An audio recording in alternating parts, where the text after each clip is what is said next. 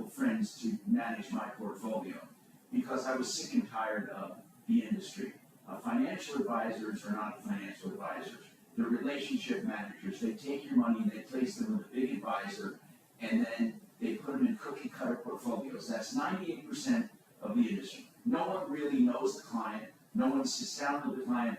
We have a hub and spoke model. Every single client gets personal attention and trades. We know each and every portfolio. That's the way we want it. And as we grow bigger, another advisor will take another group of people. But it's the hub and spoke model. It's personalized. Every single trade goes through us.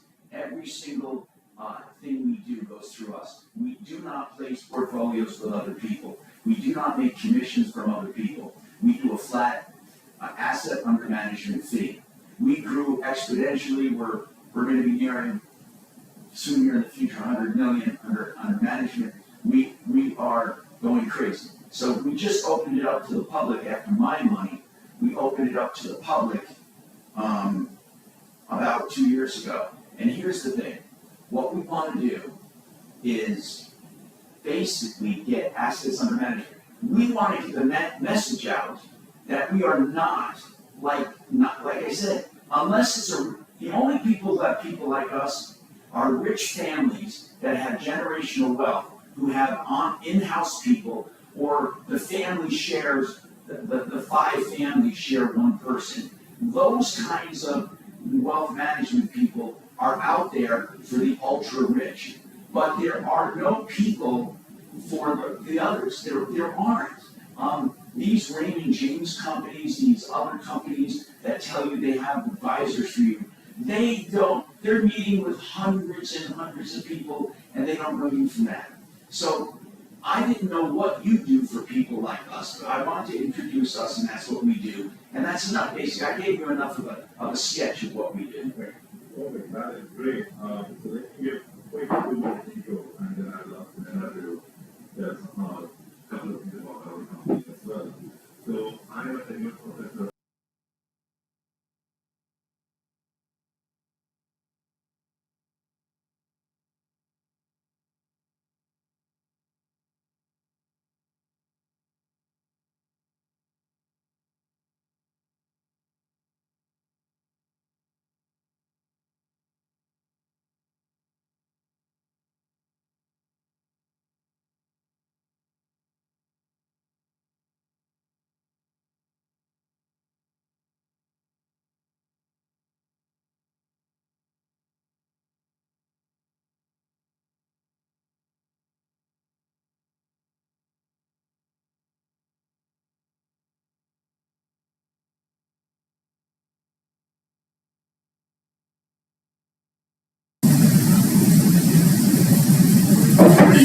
That's exactly.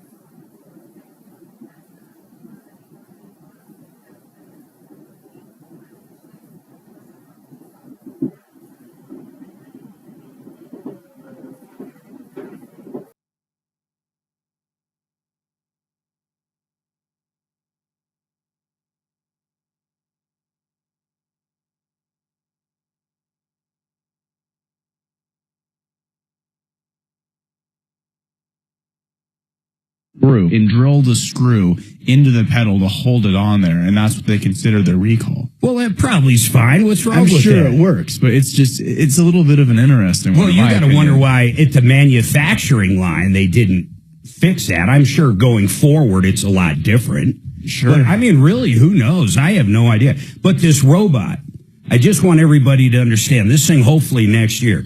But here's how cool it is. And promise, Polly, John, Brian, I'm going to get right to the phones. We're going to solve problems, answer questions, take complaints. But this robot, what you do is you show it videos, and that's how you train it. So imagine you open the crate, and there's your robot.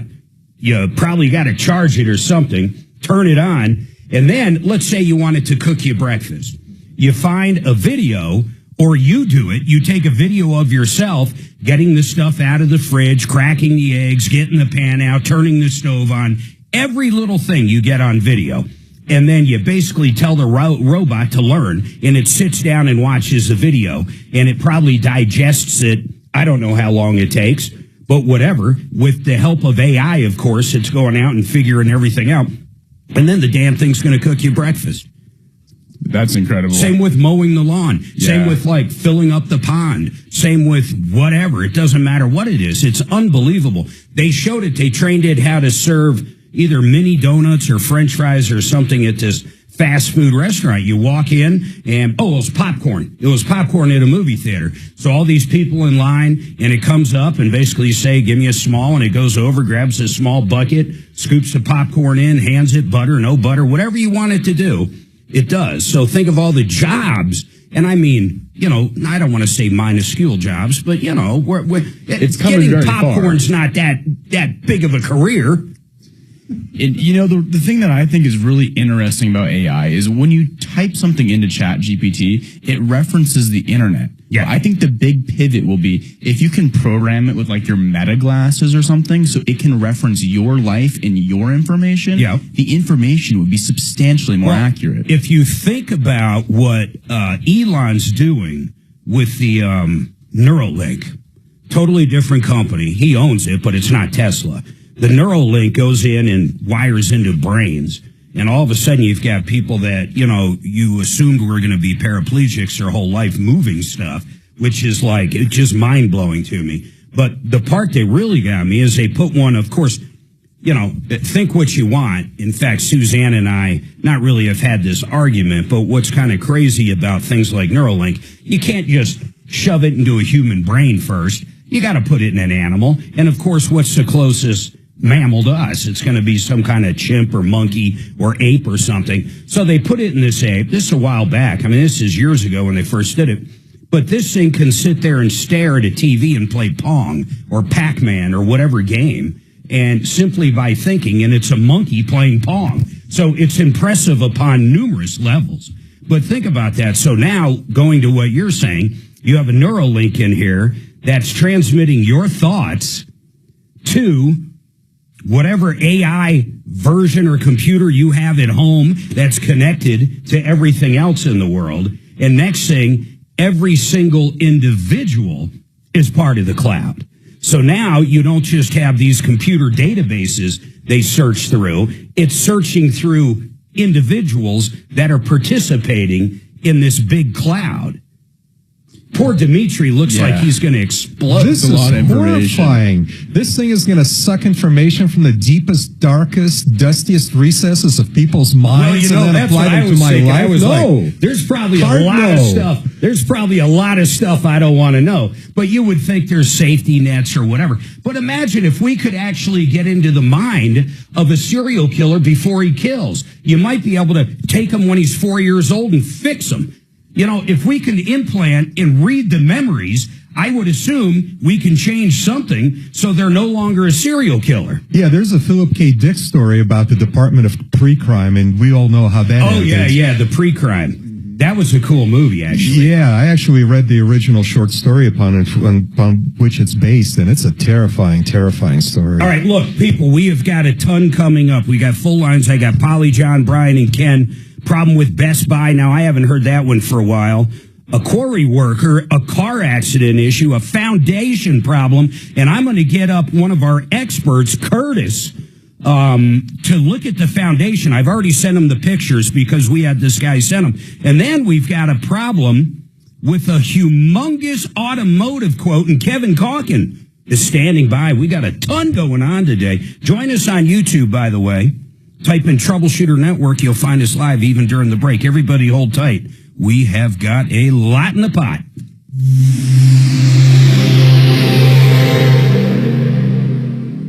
For plumbing, heating, cooling, electric, and drains, think Plumbline Services with quality brands like... Talking? Yeah. That's wild. Who is he talking to? I don't know. I was in panic mode. Was it anything embarrassing? I hope he wasn't on a 900 number. What are you wearing? What are you... Oh, mommy. Can you see Joe, Mark, can you see Joe's info for his 120? Yeah. As we I didn't even look. All right, Joe Chiano, my friend. We do a show on the weekends right here. Actually, we do it on numerous stations around. But we talk money, and we talk guaranteed income, and we talk safety. In fact, the biggest thing I want to bring up right now, think about this, folks. When you retire and you're in the stock market and the stock market only, when you want to take money out, you got to liquidate that stock at the time. How about if we talk about a guaranteed pension, guaranteed to go up when the stock market goes up? But when the stock market goes down, it actually locks in. There is people out there with these annuity products from Joe and Jordan that are so happy in retirement like Ruth. But come on, Joe, give me some info here. No, that is right, Mark. You know, when we're young, we can actually take chances. You know, we can invest in the stock market. The market will go up. We can make money, and then the market goes down. We can lose money, but we got youth on our side, so we have time to make up the loss. Time to recover. Right. But as we get older, Mark, and you know as well as I do, as we get older, safety of principle becomes the number one priority. Yeah, you guard it with your life because you need it, whether you have a mortgage or want to help out the grandkids, and of course you want to eat. The one I really love, and I want to give an example of what we're talking about real quick. We actually calculated it was either a 30, 40-year-old male, I guess that really doesn't matter, but a 30 or 40-year-old, and they were going to retire at 70. We figured that's probably going to be about average, maybe even when you take Social Security with the years to come. This person put in $500,000 rolled over from a 401k, or it doesn't even matter where it came from. But think of this, folks. When that person retires at 70, and think of the age span when we move into the future, they would have $480,000 a year.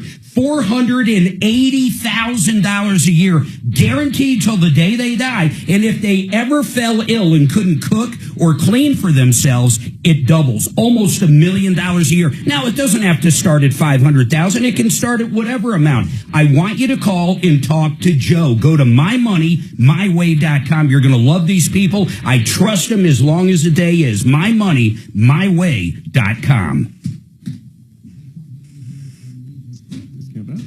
Hey, I did that. I was just running up on time, big time, Joe. Yeah. Thanks, man. Later, Gator. Bye. Yeah, I couldn't believe that. I was thinking, man, when I was 35, 40, well, I didn't have a $500,000. So that's problem one. I mean, I might have had it in equity in the house or business, but I didn't have cash, nor did I have that much in any retirement account. But if you think about it, say at 35, if you're lucky enough to have that, maybe your parents die or an aunt dies, you got some kind of income. But most people don't think of it at that age. They're going to go buy a boat. Oh, yeah. They're going to go buy shit. Or they're going to buy their house or whatever they're going to do, pay off their house, which are all good things. But anyhow, got it. $500,000. Hold on. 35 years later or 40 years later, whatever the calculation was, think of that, almost $500,000 a year. Brian, Guaranteed I'm still here forever. with you. Yeah, that's really Just be impressive. patient with me. We don't know We're what gonna get to you $500,000 is right going to after be the worth break, in okay? 30, Hang on. 40 years. We have no idea, honestly, but Well, one way to test that is to see 40 years ago what that annuity would have been paying out today. do you have a retirement account? I have a index fund, but I don't have a retirement account. I'm going to smack your dad upside the head. Our son's a little older than you, 25. He's got almost $100K or $100,000 in a 401k now. Just bought his first house, and he's got a Roth that he contributes to as well. Well, I have I have 100 in that account I have 100 in that house. I'm talking in North just Carolina. retirement money. I'm just telling you right now, even if it's just right now, start a Roth if you can fund it, and I'm sure you can. Put in that maximum of $15,000 a year, and I know you're not thinking of 65 or 70 because when I was your age, I never did. I just know it, man. We didn't start really saving money until 40. I mean, like crazy, man. I mean, I missed out.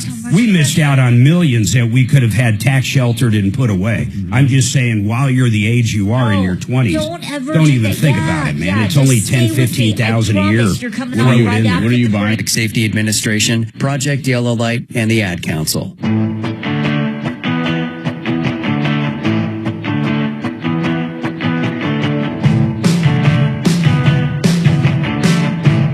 All right, 303-713-8255. Technical difficulties, I have been told, are over. Suzanne got them fixed up. I got Kevin Calkin, Sheridan Auto Tech. He's going to be an expert, but he needs to hear what Polly's going to say. Hey, Polly, you had a problem, and we ran up against the clock or the end of the show yesterday. But if I recall, it was like a 2013 Toyota Prius. Is that right? It's a 2012 Toyota Prius C, which is the smallest. The smaller one. So, yeah. That's pretty impressive, honestly. That vehicle is still running pretty good. And the problem they found, what did you bring it in for? Was it just an oil leak? Just an oil change, and then they found a couple things. And the one thing we had fixed. What was it? I'm curious. Well, I guess it doesn't matter. Let me ask you this, though, Polly. When you brought it in, it was just routine maintenance. And, of course, they did their inspection and reached out to you. Right. You did one of the items, but the other item was like $2,500, and it was a timing cover, and they said it was leaking or seething, and basically there was oil all kind of around it. Did you see any oil leaking on your driveway or your garage, wherever you park it? No. But they just said, they said the engine is covered. It's got to be seeping. Hold on. Let me lock you in here. Let's go to Kevin Calkin. Hey, Kevin, how are you doing today, man? Hey, Mark. Good. How you doing? Hey, listen, so price is one thing. I'm curious, first of all, on the vehicle that Polly's talking about, is that a chain or is that a belt on a Prius hybrid? It's a chain. It's a chain. So really, all you're doing is pulling the cover, and I say all like it's easy. I don't know if it's easy or not, but you're pulling that cover, and basically you're putting silicone on it. I would assume. Some have a gasket, some have a sealer. Yeah, either way, it's a gasket replacement, but it's a big job on that. $2,500 big job. What do you think?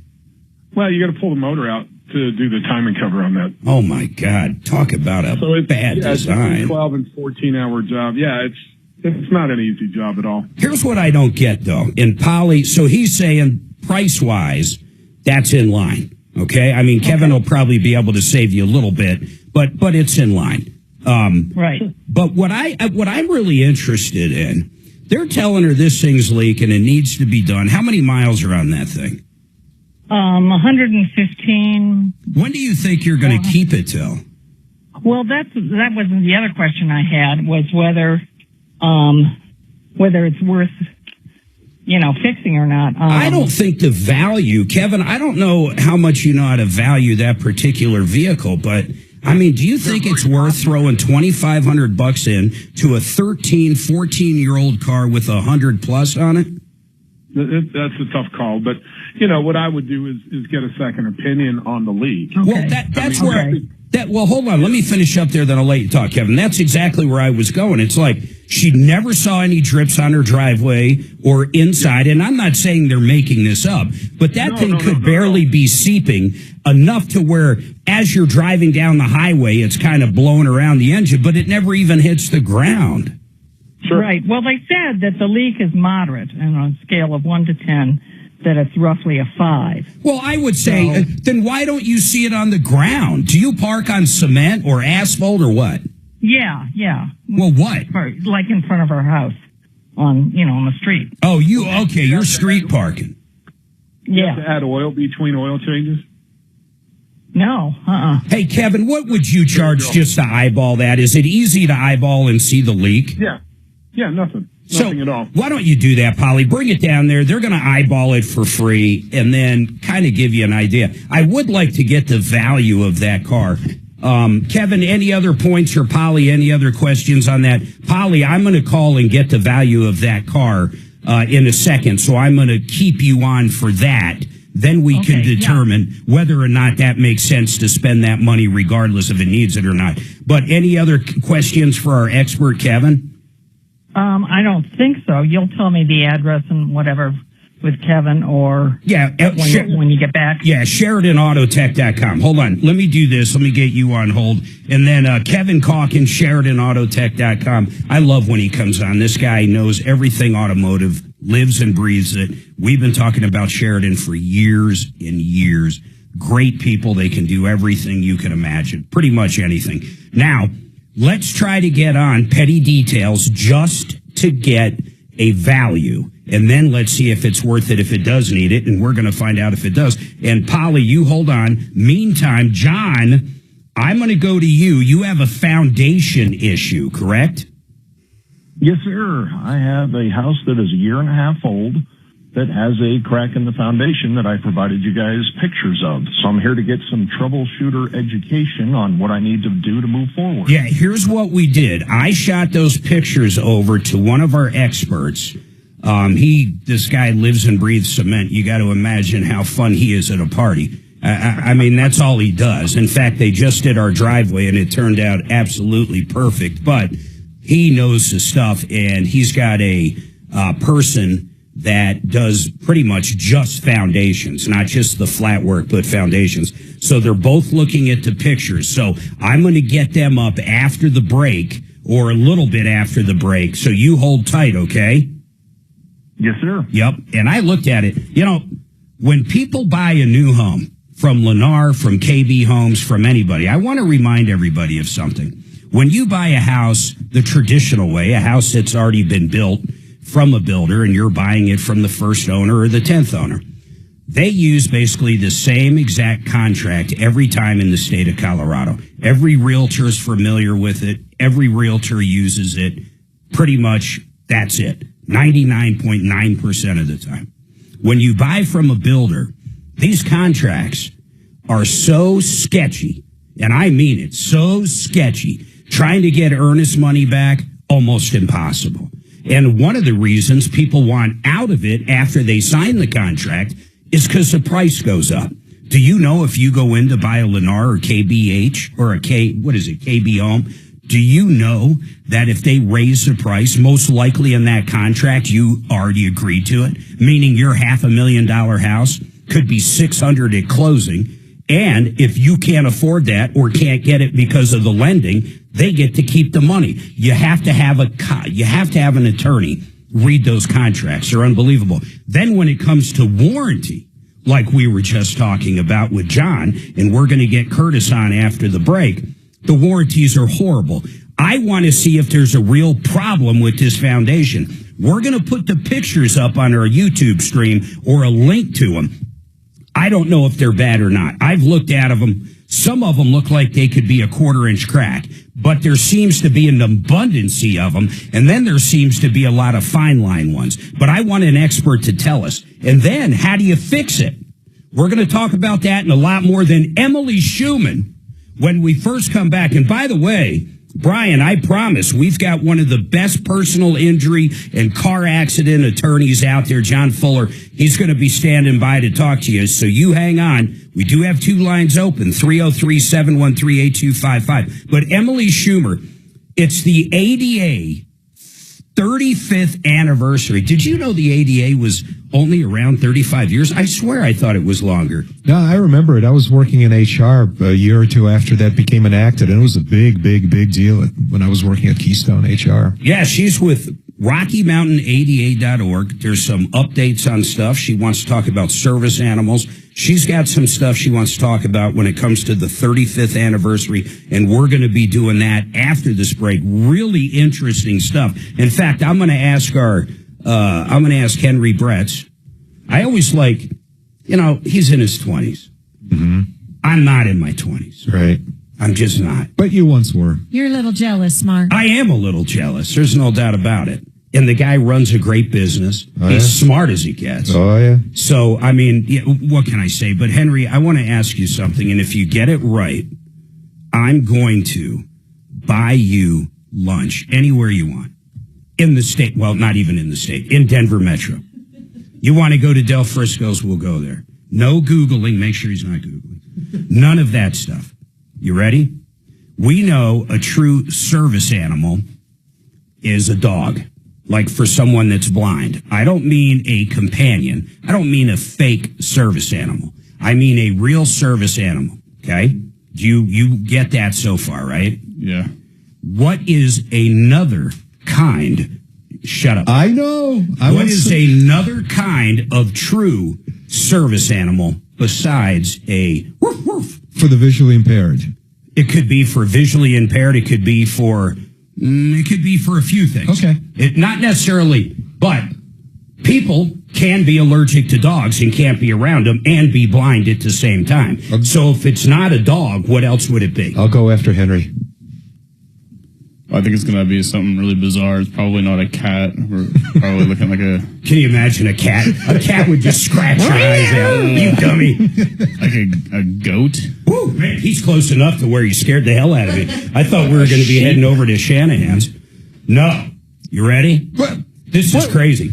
In fact, you can Google them, and you'll see them on airplanes with blind people. I swear to God, no fake stuff. I know. When do I go? Go ahead. Miniature horse. A miniature freaking pony or a horse. Does D get lunch? Can you imagine that? No, D gets nothing. What? D gets my dinger. Everybody hold tight.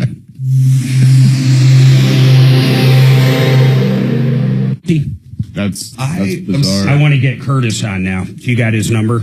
It's in my phone if you don't have it. But they actually put them Or on actually, I'm going to talk to Emily. Yeah. They can actually fly? Yeah, it's... I didn't know they can fly. There's an issue with Ponies, this. yes. What is the year and make of the car? I'd like to see a video of that. Oh, you know. I could go home and make one. Give me 20 minutes. If I got Bo jumping around during a flood, Yeah. I can create a small pony to fly very quickly. All right, Mike, hang on for me. There's a We'll video be of with that you as soon woman as on a possible. plane with her emotional support peacock. Dragon, fire off Sheridan. We just had him on. He's good. And I'll spend a minute on CMG.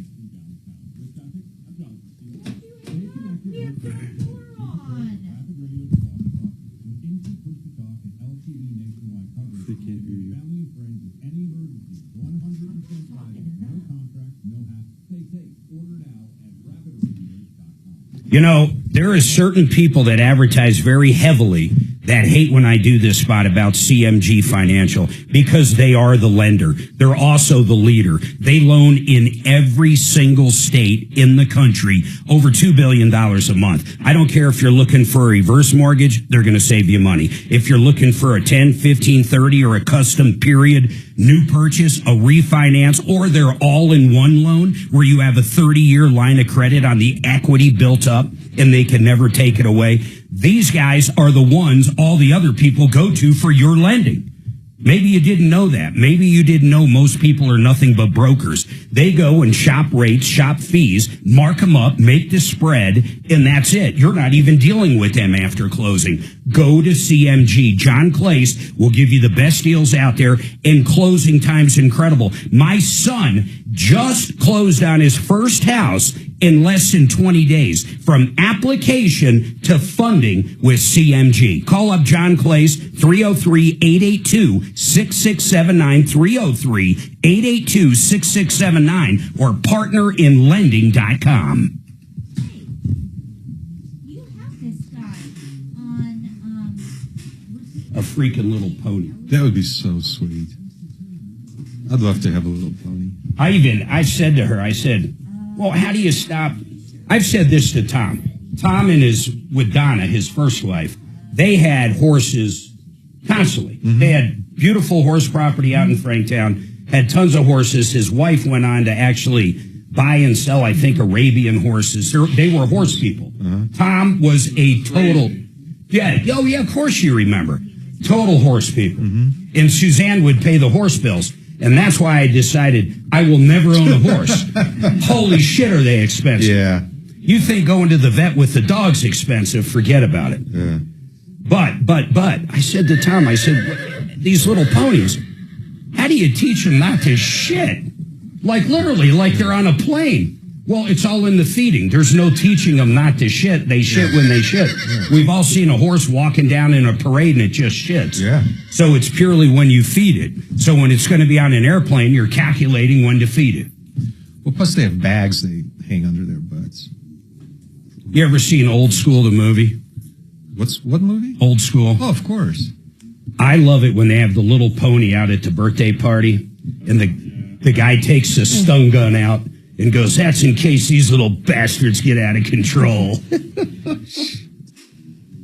my gosh. All right, who wants coffee, water, sodas? I'd love a coffee and a water. You're the best to me. Thank You you, want Pete. cream in it? Yeah, or those little things. I mean, do you have cream? If you got your special, God, that looks like something you literally got out of a cow, hopefully not a bull. All right, so coffee with cream. Put that up to the camera. People aren't going to believe this. This is what this... would you drink this? That'll be my first poll question. I would. What kind is it? Exactly. Heavy cream. It's organic heavy cream. Where'd you get it? This is from... His neighbor. No, this one is from King Soopers. Oh. Why is it in the weird bottle? That's how they sell it. There's a huge label on it. Why do you... that off. Why? I like how it looks. Why do you take it off again? I like how it looks. It looks like you milked a bull a few minutes ago. It totally looks like it's fresh from the farm. A gentleman's farm. A gentleman's farm. Suze, what would you like from the break room? Nothing. Thank you so much. I am so good. We're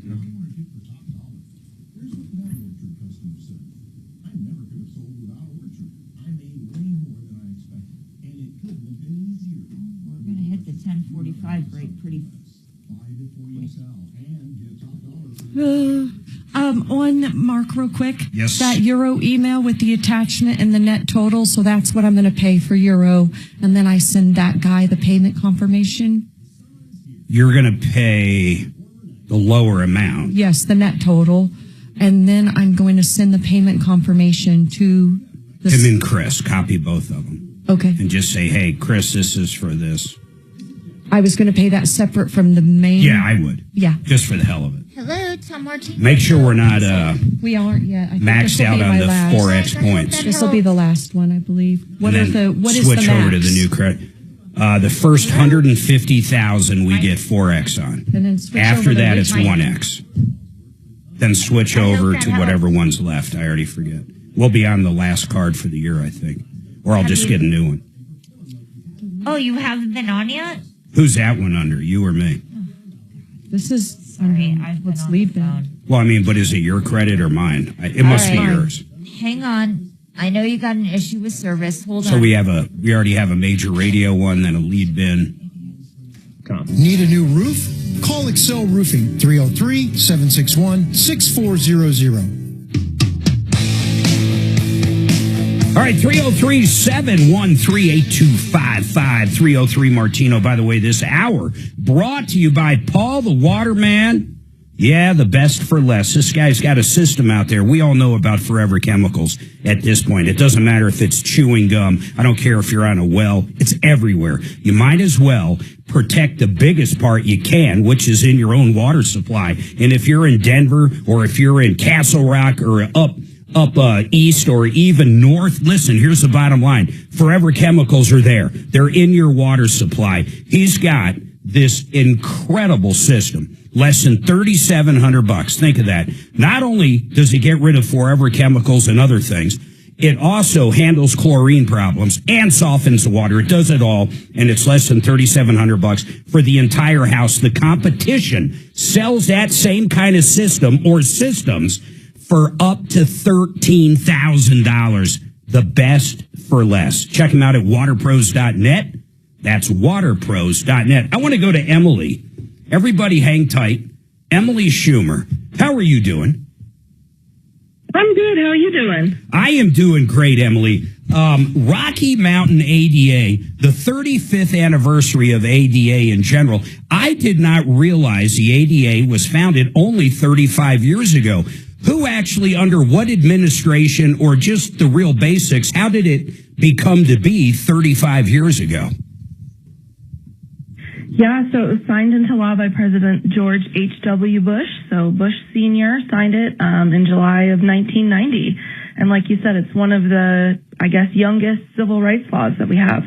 Wow, that's crazy. So what was the main problem back then, if you even know the answer? Were a lot of people that were handicapped or have some kind of accessibility problem, they were basically getting discriminated against? In other words, say an apartment complex wouldn't make it easy or possible, for that matter, for them to get to like a second floor, or restaurants might not have a bathroom they can actually use?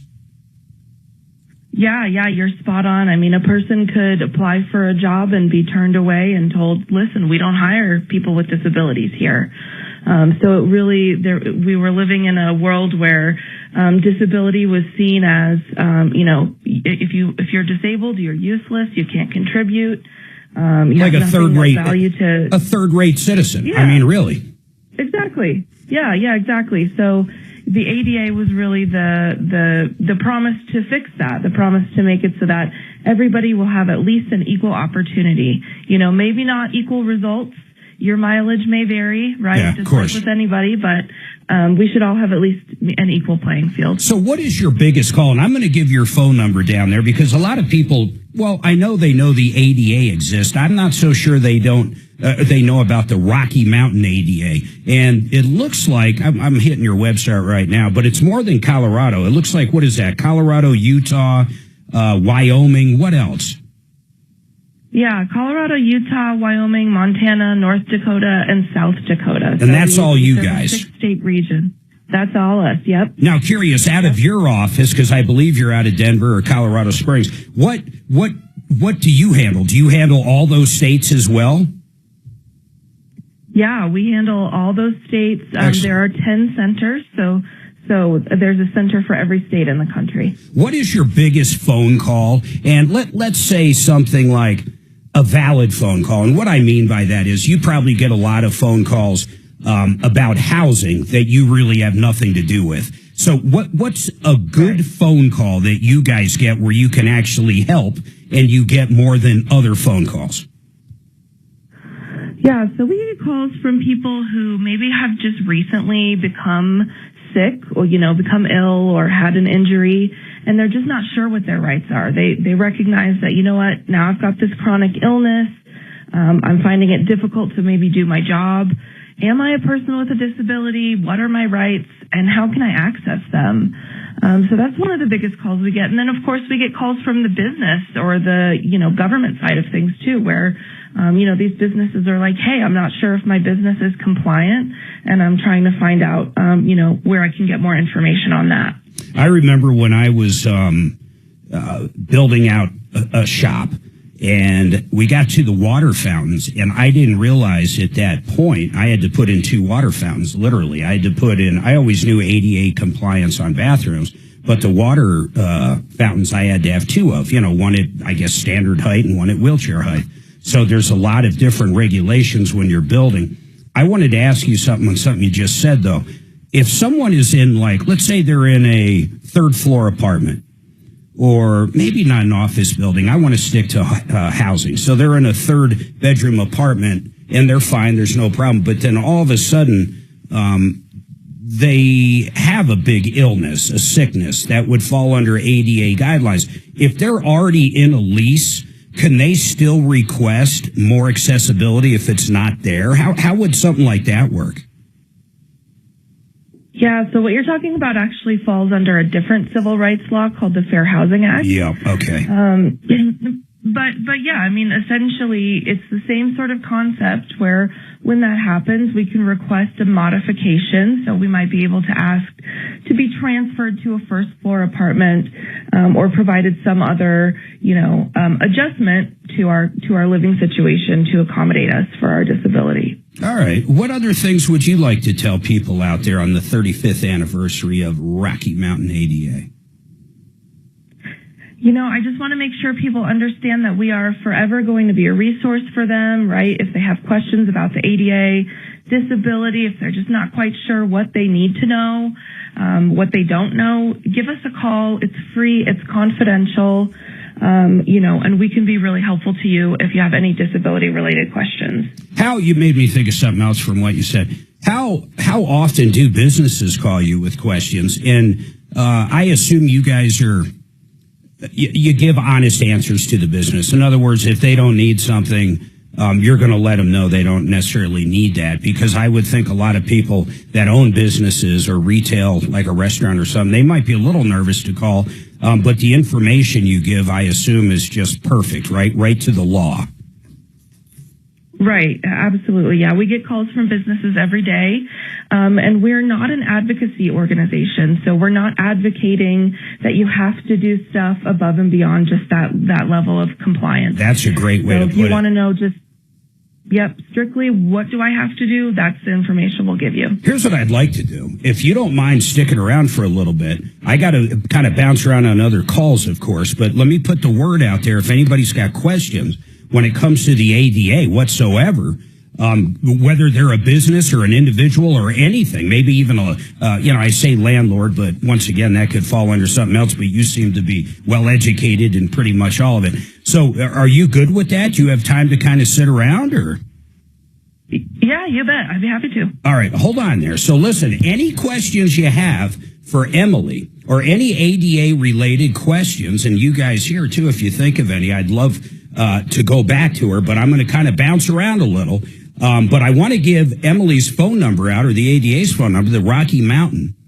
If you're listening to this on podcast, one of the 50,000 plus a month that happen to be in any of those states you mentioned, 1-800-949-4232, 1-800-949-4232, or RockyMountainADA.org. They're going to be on for a little bit now. Right after this, Suzanne, who am I going to?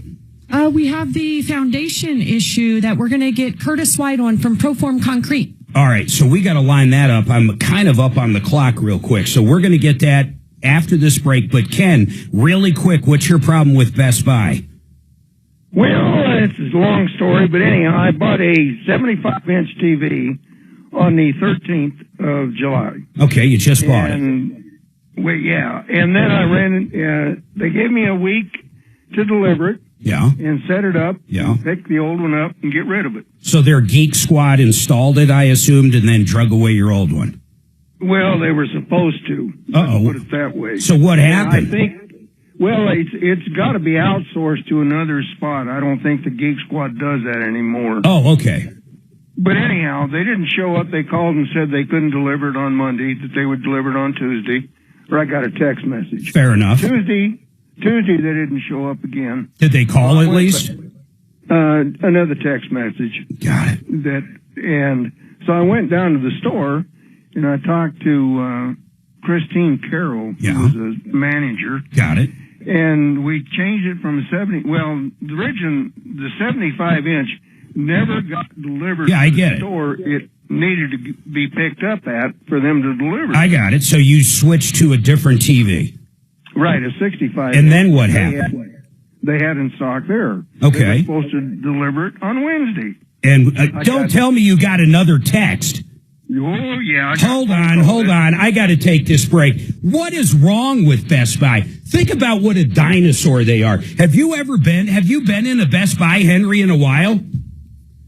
No, it's all Amazon. That's what I'm saying. They're a dinosaur. And I'll tell you something else. Last time I went into a Best Buy, I was shocked to learn, just like this guy learned on the 75-inch, they don't even stock anything. It's like they have displays up now. If you look at a car stereo, they're like, oh, that'll be 3 or 4 days. It's like, what, you don't have boxes in the back anymore? Well, they're going to get beaten out by Amazon. Now, Okay. Okay, water. Oh, you checked off Water Pros? Maybe I didn't check off anything. Denver Region. No, been checking. Looked like there was a few from yesterday still holding. Working on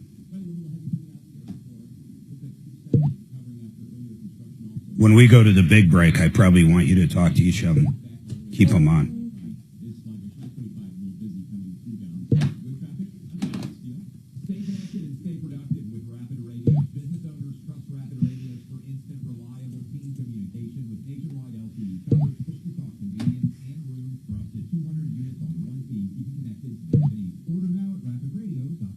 You know, call it good news, bad news, but Suzanne said the other day, I can put my arms around you. Well, that's great, but what she's referring to is the 45 pounds I have lost with Denver Regen in the last 6 months. That's almost 20% of my body weight. I started around 230. I'm down under 190. It's an incredible deal. It's less than $300. These GLP-1s, these new medications for weight loss, are incredible. And with Denver Regen, they're cheap. I'll say it like that. They're cheap.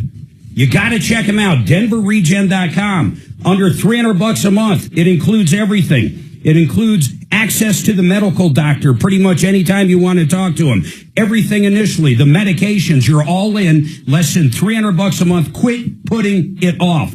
DenverRegen.com. Here's an attorney I hope you never need, and I mean that. His name is Joseph Lazara. He's a criminal defense attorney. He specializes in DUIs, but he handles anything. He handles murder, child abuse, domestic abuse. You pretty much name it, he has handled it. He knows all the judges. He knows the DAs. Put this phone number in your phone and do it now. You don't want to Google attorneys near me when you're hanging out in the can. 303-429-6200. Joe Lazara, 303-429-6200. Excuse me, officer, do you know any good attorneys I could call? Okay, we're doing the $99 deal, right? Yep. Okay. How many did we get last time? Last time I think we got 5. That's it? Yeah. 5? Yeah. How's that possible? Well, the first time I think we got more than that. We got like 15 or 20. Okay. But yeah, that you can't get a better fucking deal. Well. Freaking deal. I'm trying to quit cussing, but the F word rolls off my tongue. I just can't. It's hard to stop. I don't know how else to put it. Let's get a swear jar. No. And in it, a lunch for Dimitri goes every time you drop an F-bomb. Boom. At Del Frisco. It still is weird to me that one day someone said certain syllables, fuck, and all of a sudden you're not allowed to say. Yeah, it's strange, isn't it? It's like, let's vote. Sense. I don't understand why a word can carry so much. No idea. It just doesn't quite make sense to me. Makes no sense. I can understand how some words do. Something derogatory like towards black people or something derogatory in general because there's a history and a heritage behind that word that's very negative. But where did the word fuck become negative? Well, it's so versatile. I mean, like, what is it? An adjective, verb, everything. Yeah, it is. It's everything. It doesn't really have much of a meaning either. No. You can be a fuck nut. That's like, yeah, but when you talk about something, it doesn't matter. Academic context. Yeah, academic context. Yeah, what he said. Hi, this is Curtis. Curtis, this is Kelly. I'm calling from the Tom Martino Troubleshooter Show. Yeah, it's crazy. Like, you can say, like, that's fucked up and that's wrong, but if you say that's fucked, then what does that mean? Is that positive, negative? Is that... It's like Google and Googled. Yeah. I Googled it. Or fuck yeah. Problems? That's another context. Or I was fucking. Okay, that's no, it's crazy. It is. It's like everything. You're right. It's everything. Yeah. In fact, I'm pretty sure it's a last name. Well, there is a town in Germany called fucking. Who were those people that threw the keys at Lucy way back when? What was their last name? Cracks me up. Hold on. One more time. What's the people that threw the keys at Lucy? Yeah. The Taekwondo people? Their last name was Geyer. All right, then I'm thinking of somebody totally different. Because her last name was like asshole or something. Nice. I'm not kidding. Their last name it's a French name. Dumas. That was Dumbass. a customer. Their last name was Dumbass. That was a customer of yours. Yeah. Dumass.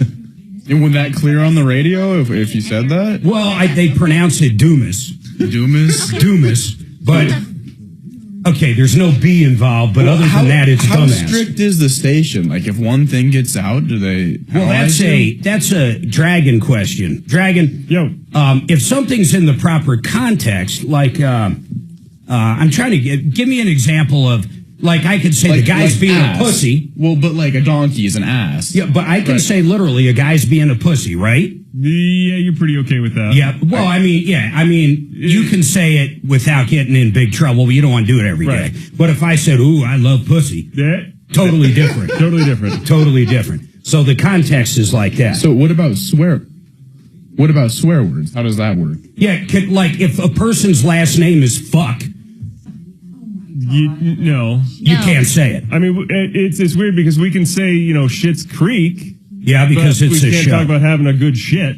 Okay. And does the station penalize for it? Yes. Well, if people call in and complain, and the FCC gets involved, you get a bit. What's the fine these days? Yeah, that's what I'm curious about. 10, I think.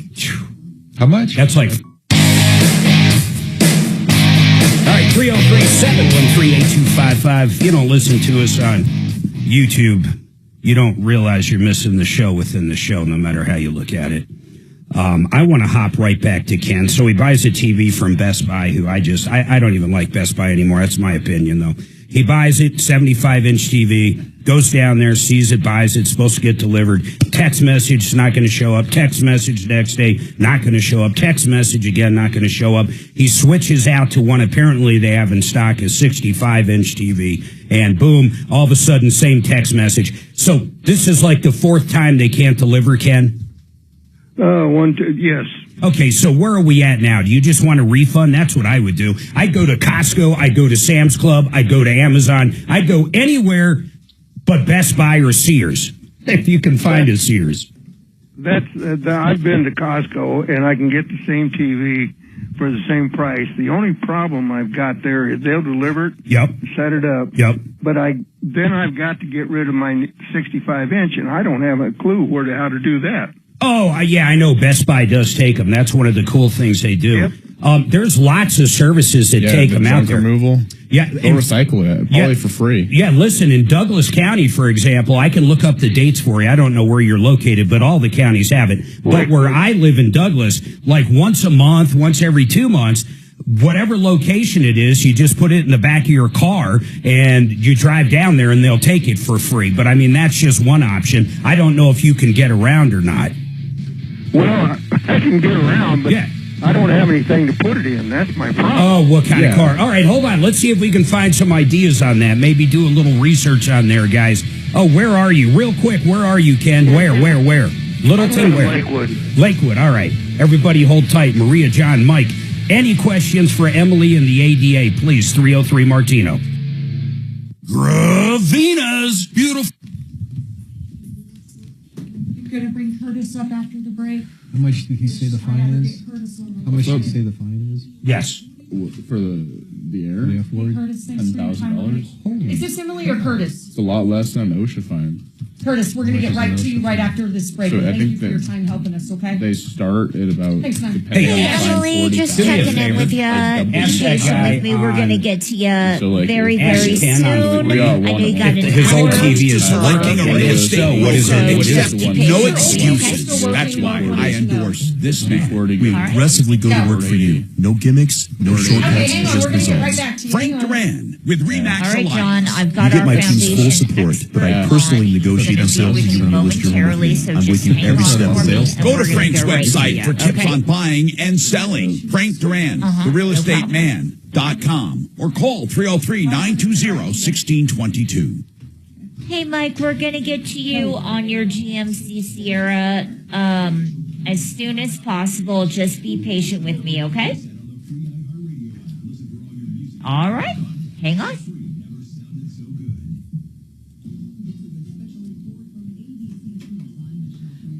Real quick question, Mark. So what I need to find out is what our balance is on the 4X points that we still have for spending. Yeah, just call up and on that card and just ask them, have we spent $150,000 on this card yet? And if not, how much more? Okay. And then whatever that amount is, let's say let's say our bill's 50 grand. You got math. I'm trying to explain math to a bookkeeper / accountant. I know what I was doing. I was mansplaining. I finally learned what that word even meant. I thought it was just an explanation for anything. No. Mansplaining. You know, it is funny. I do find myself, especially when I talk to Dimitri, mansplaining. God. Well, is it still mansplaining if it's man to man? Zing. Mind if I smoke?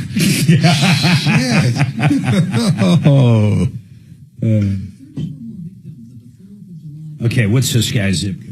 Are you done with Ken? I don't even need it because this isn't going to ask me. I'm going to go 80. What's the zip code here? 80237. No, it's probably 80211. No. 80237. Interesting. So, calm down, Becky. Damn.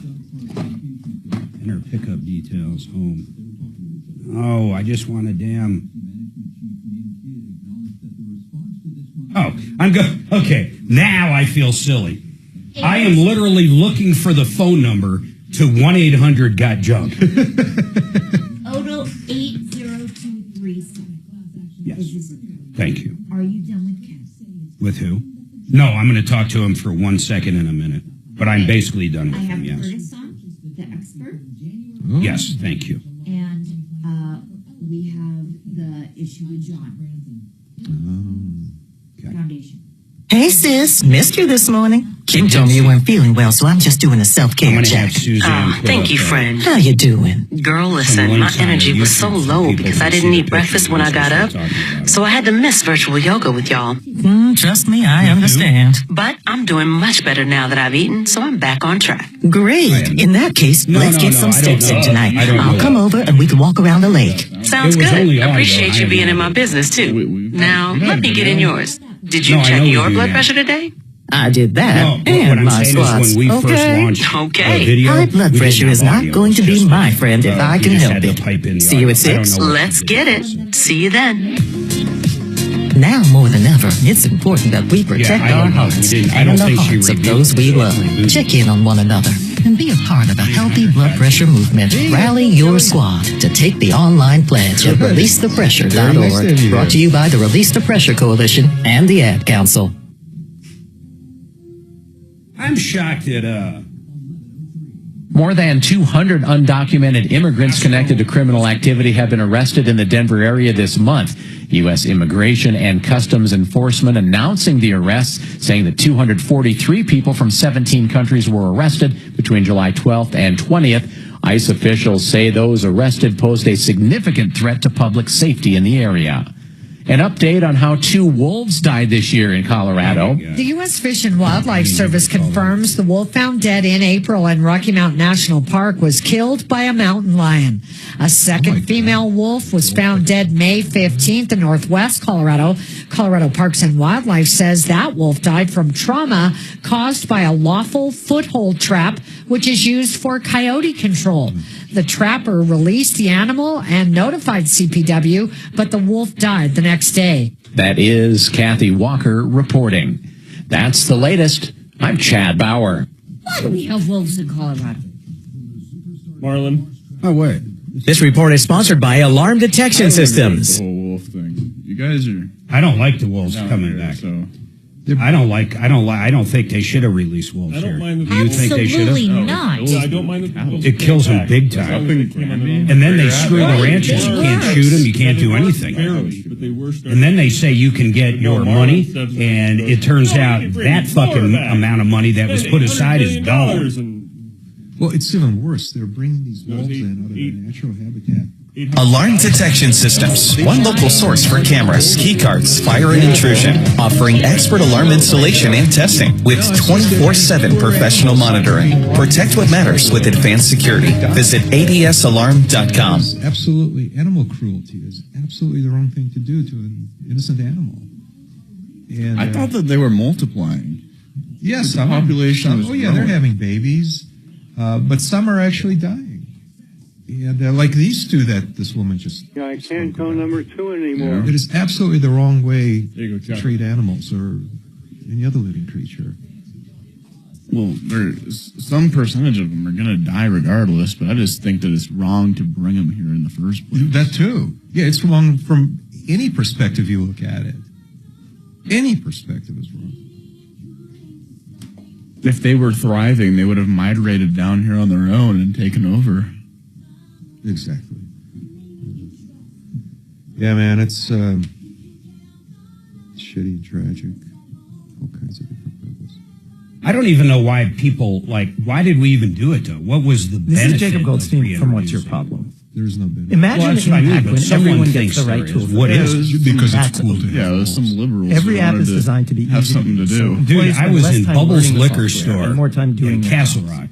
Experience true speed, reduced data entry. This dude was in there with a fast. He said it was a 95% hybrid.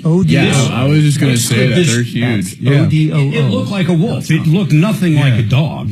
And it was terrifying. And when it makes eye contact with you, you know it's thinking. Oh, God, you know it's an intelligent creature. Very intelligent. Yeah. Yeah, I've seen a couple of those. They're massive. They must be. On 630 KHOW. Yeah. Ripped off, bad news. You need advice so you don't have to lose. We'll come running just as fast as we can. Troubleshooter's gonna help the common man. This is the Troubleshooter Show. Now, Tom Martino. All right, welcome to the show, the only show of its kind. We're here to solve problems, answer questions, take complaints. We got a lot cooking today. I've got an expert on, Curtis White. I'm going to go to that concrete thing. We're going to revisit with Ken very quickly. He had a problem with Best Buy. I got some great answers for him. He just basically needs a TV hauled away. So, Ken, in fact, let me do this real quick. Ken, 1-800-GOT-JUNK. 1-800-GOT-JUNK. Yep, call them up. They'll give you a price on it. And it looks like they're the cheapest out there just for TVs like that. The other people that actually do it, believe it or not, is Best Buy, even if you don't buy anything, but they want $200. I think that's crazy. But 1-800-GOT-JUNK, Littleton, Arapahoe County, Douglas County, all of them do it. If you had a car or a way to get the TV there, you can drop them off certain times for free, including Denver. But in your circumstance, 1-800-GOT-JUNK.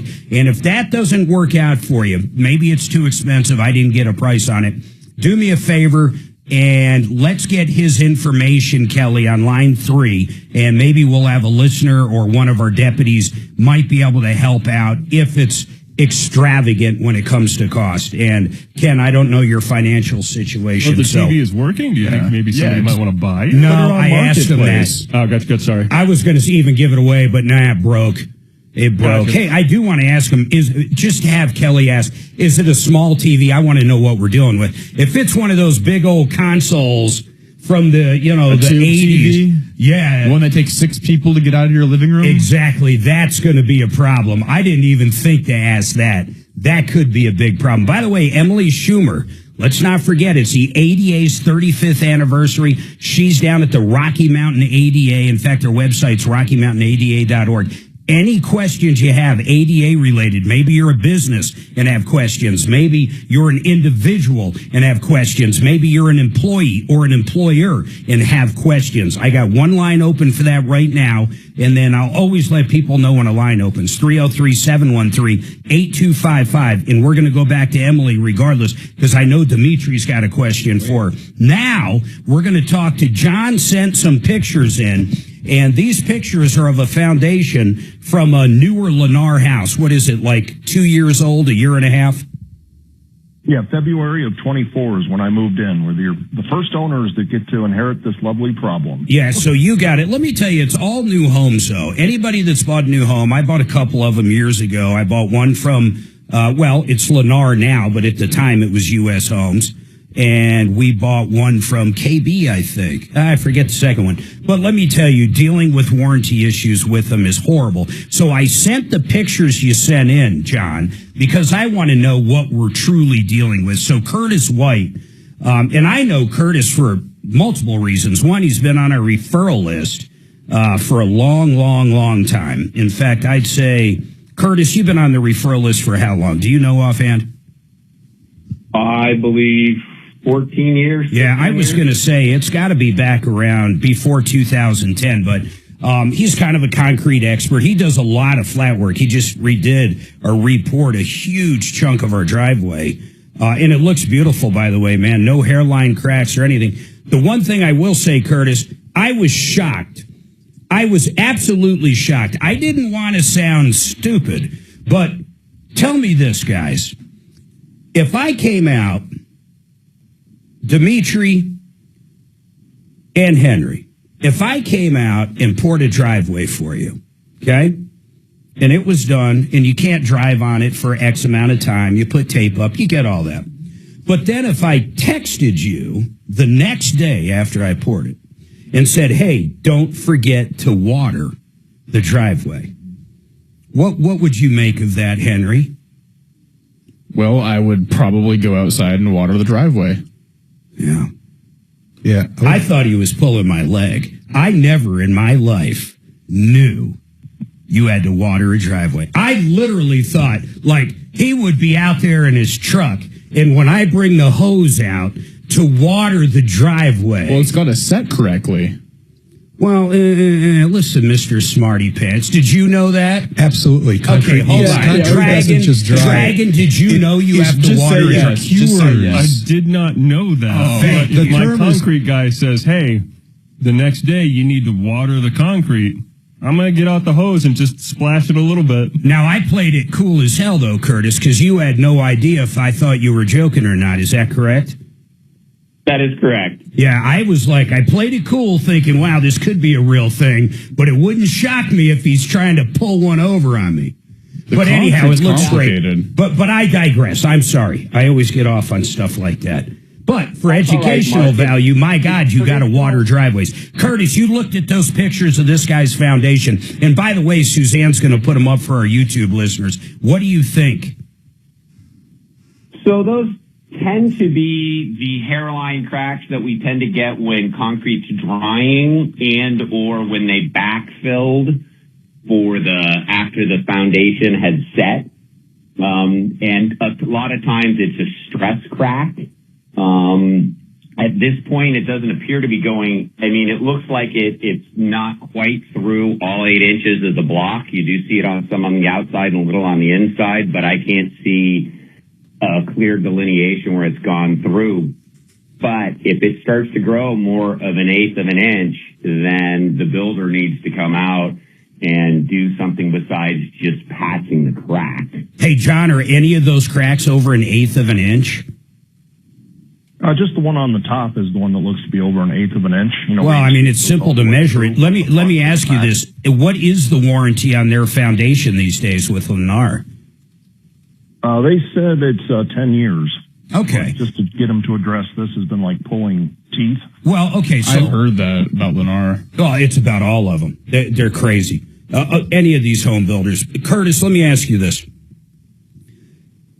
Is there anything you do right now to prevent those cracks from growing, or you think most likely they'll stay where they're at?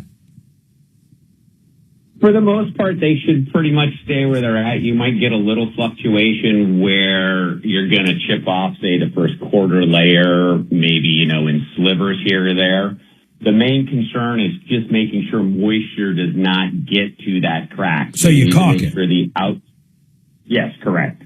So that's not a big deal. In fact, John, if I recall in your email, that's what they're willing to do right now. Yeah, they said they came out with a tube of epoxy and said, we'll put this over the outside of the crack and walk away. And I wasn't sure if that was the correct repair. I have to live with this forever and resell the house at some point. So. Well, hold on. Yeah, I guess you're right. You have to live with it for as long as you live there. But what you're living with right now, according to our expert, there's no problem just caulking it.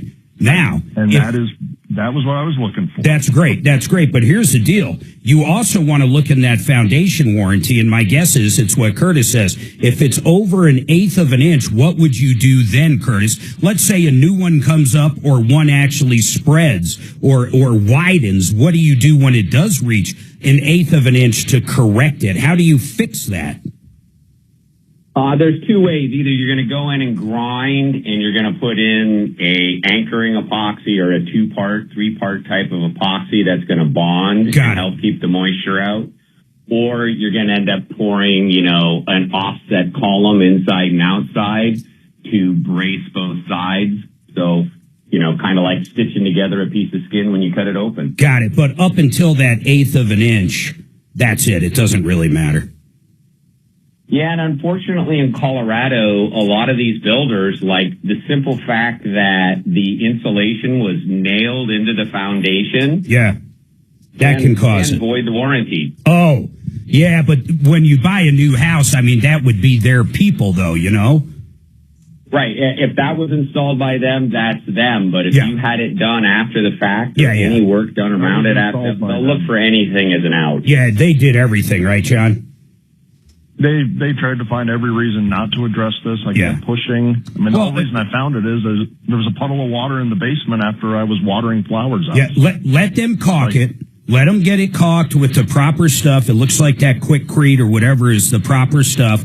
And then any other questions you have going forward, I mean, feel free to call back. And then most importantly, if that crack grows over 1/8 of an inch and they don't want to handle it a different way, like Curtis was saying, then call us back and we'll get on them. Generally, when we get on Lennar, they come through if technically it's under warranty. Trust me, they don't go out of their way to make people happy unless they have to. Hey, Curtis, what does it do, by the way, when I did water the cement 3 times a day for 4 days or whatever it was? Why does it make it cure better? What? Give me kind of the logic behind it or the science.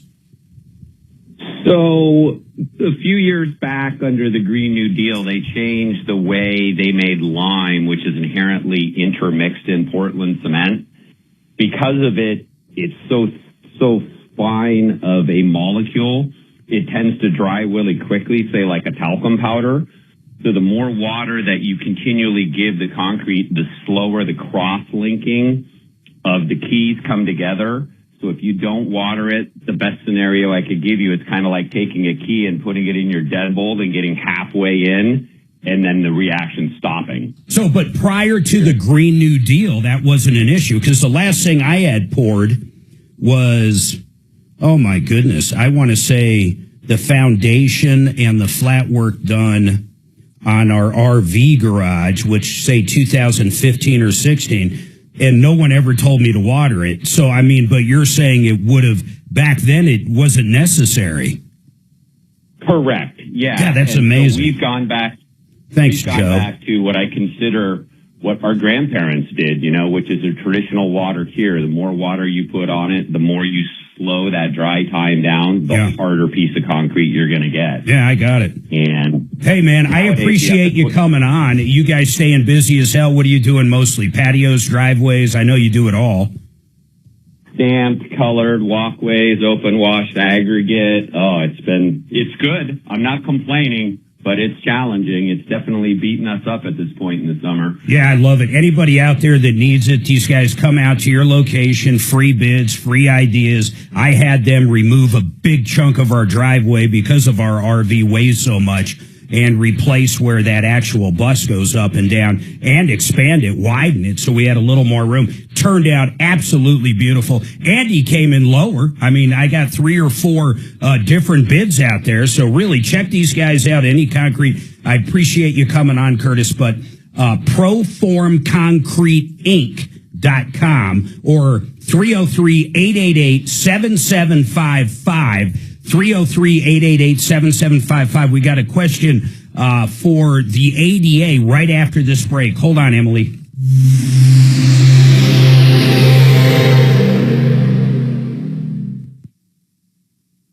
Attention all you summer fitness fanatics. Tired of sweating it out in the gym lifting weights? Give your Second Amendment a workout instead. Come to Triple J Armory where we've got all the gear you need to flex those. That is the most bizarre ad I've ever heard.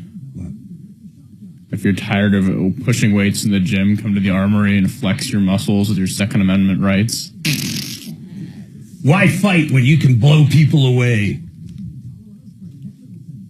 Fix it 24/7, man. Does George Donaldson know how to run a company? Check it out. Free second opinions. If you're looking at an estimate from another company for some high-priced new air conditioner or water heater or electric box or you name it, these guys, not only will they most likely beat it, they'll let you know if you actually need it. That's what I love about them. FixMyHome.com. That is FixMyHome.com. CMG, go direct to the lender. Everybody hates in that industry when I talk about this company because CMG Mortgage is the lender. They are the leader. They loan out $2 billion a month. They are the lender. Listen to me. There's no middleman marking up the interest rate and the fees and taking the spread. You're going direct. They got better deals on reverse mortgages than anybody else out there. They have all the closers, all the people work right there in the building. Underwriting, John has a direct connection to him. Call up John Clace for all your mortgage needs. Ready? 303-882-6679, 303-882-6679. Joe Lazzara, I hope you never need him, but I hope you have this phone number in your cell phone. Here's why. If you get popped for a DUI or an assault charge, shoplifting, murder, any charge you can imagine, he's the best. This guy knows all the judges and knows all the DAs.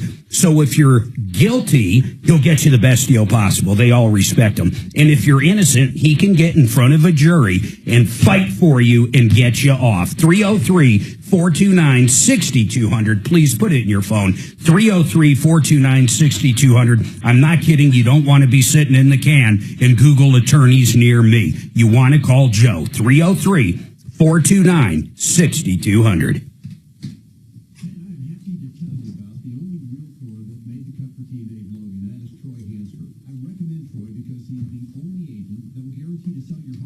You got a question for Yes, her? I do. Does it relate to ponies? No. It's supposed to be a surprise.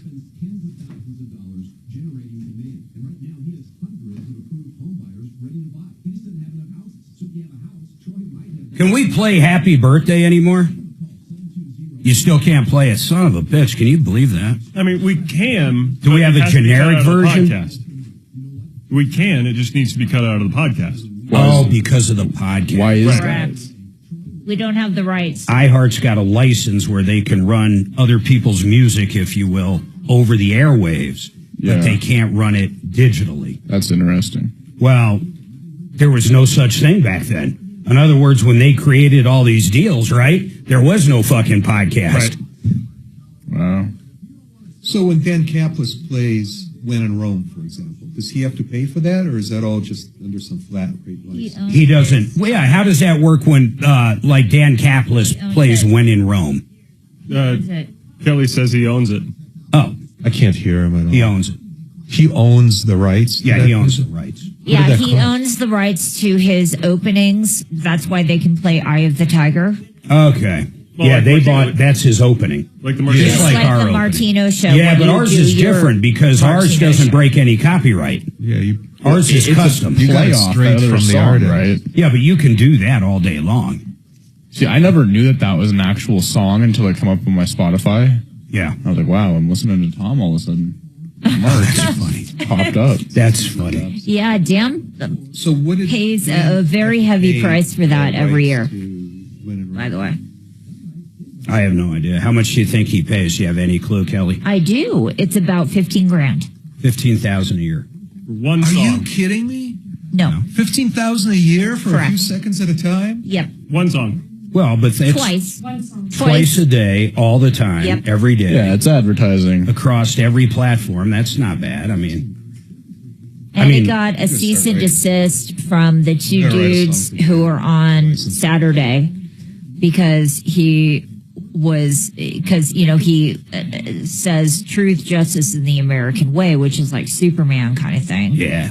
So he got a cease and desist. Who are the two? Bell and Pollock. Yep. Bell and Pollock sent him a cease and desist because he couldn't use American way. Got it. They came on the air with him and then sent him a cease and desist? No. It was all sent behind the scenes, Different thing. and Dan re-recorded it. They didn't want him. They're and- both attorneys, and they basically do the exact same thing. Okay. So when Dan said it, and that's kind of their phrase, Yeah. they went after him. you know what I mean. Dan won. Oh. He fought it? Well, let's just say Dan has... Bigger pocketbook. Yeah. Yeah, we'll go with that. Plus, he, remember, we're on air. Good. It's all good.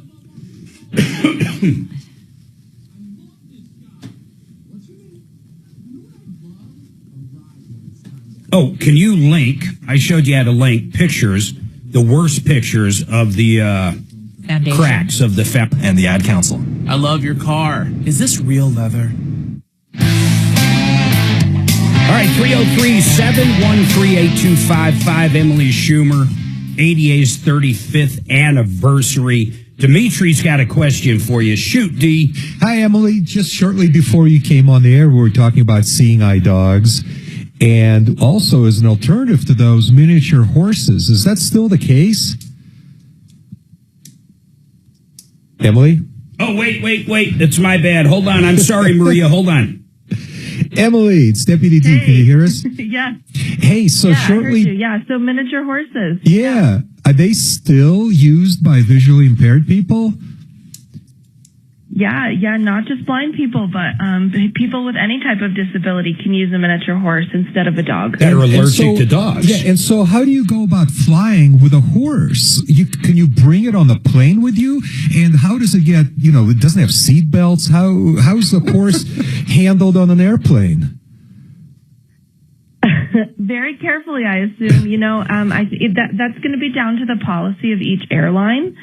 So they're going to have to make room for it. Perhaps they seat the person towards the back of the plane. Perhaps the horse can take up, a one seat area itself.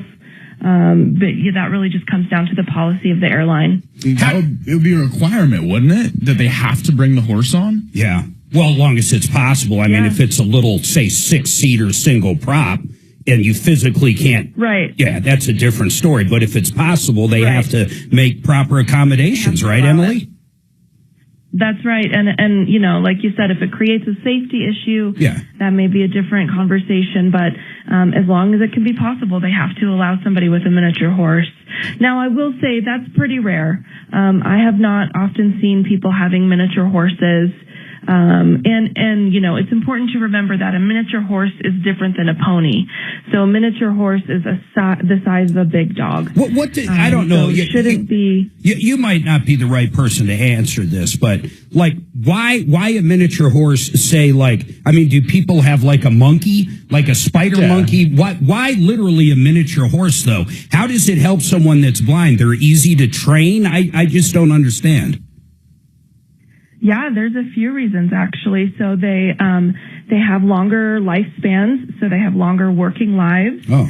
They can be house trained. They make great bracing and stability animals. They're prey animals, so they have 350-degree vision. Oh, wow. Emily, did you say, when you say they can be house trained, do you mean like they can be trained not to poop and pee all over the place?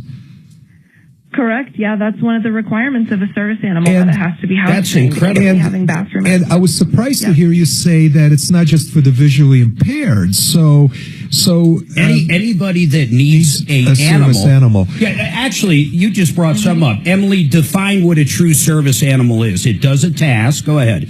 And that's right. Yeah, it's an animal. It's a dog or a miniature horse that's been individually trained to do a task for a person with a disability. And Emily, so can I look, like if I, God forbid, develop some disability that requires a miniature horse, does the insurance company, is my insurance company required to pay for it? Is the government paying for it? How do I go about getting a little miniature horse? Yeah, so or a dog for that matter. Yeah, you'd be responsible for acquiring the horse, or the dog. There are organizations where you can get on a wait list and you can, essentially buy a pre-trained animal. That's but incredible. the ADA also allows you to train your own service animal if you have the ability to do that. So there's no registry, there's no certification paperwork or anything like that that's required to legitimize a service animal. Hey, did you hear about a year ago this woman who tried to board a plane with her emotional support peacock? Isn't that different though? Emotional support. That's totally different. Qualifies it? That's a good, yeah. I mean, really, Emily, like, what does qualify what qualifies it? a true service animal, a dog? Let's just take dogs now. A true service animal compared to what everybody has these days, an emotional support animal. Yeah, so I mean, first of all, we talked about the species, right? So it's either going to be a dog or a miniature horse. So the minute you see something like a peacock, a snake, a cat, that's not a service animal. And then beyond that, it's that element of training. So an emotional support animal just maybe keeps you company, it keeps you calm because it's there. Yeah. But a service animal has been trained to do something, and it wouldn't have known how to do that without getting some training. Can an employer, really the key differentiator. Can a business, not an employer, I got questions on that, but can a business, if you walk in with a service dog and they don't allow pets, let's say it's a restaurant or whatever it is, can they ask for proof? My understanding is they can't even ask for proof that it's a true service dog. Yeah, there's no registry, so they can ask two questions. Is this a service animal, yes or no? And then what task has it been trained to perform? Okay. And the person has to give what we call credible verbal assurance. So they have to be able to explain what task the animal does. But we're not asking for show and tell, because think about if this is a seizure alert dog, right? Yeah, how are you going to do that? To give themselves a seizure so we can see what your dog does.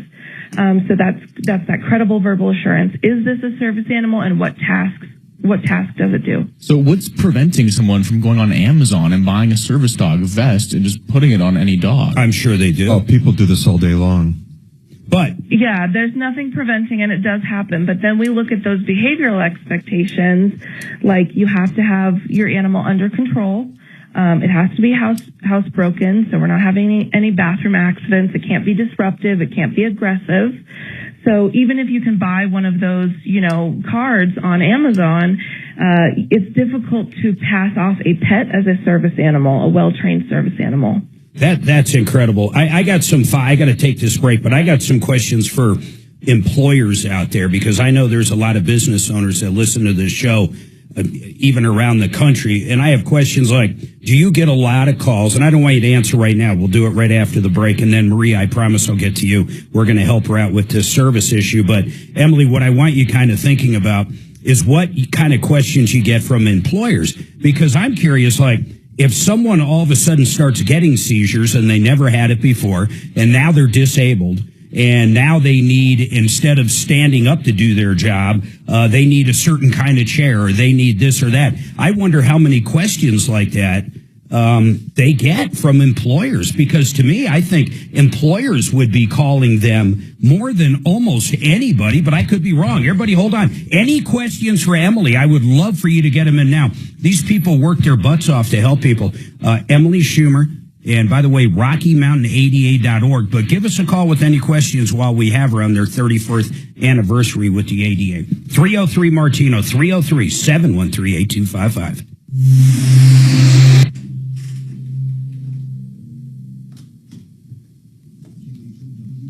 I don't know what the hell this is.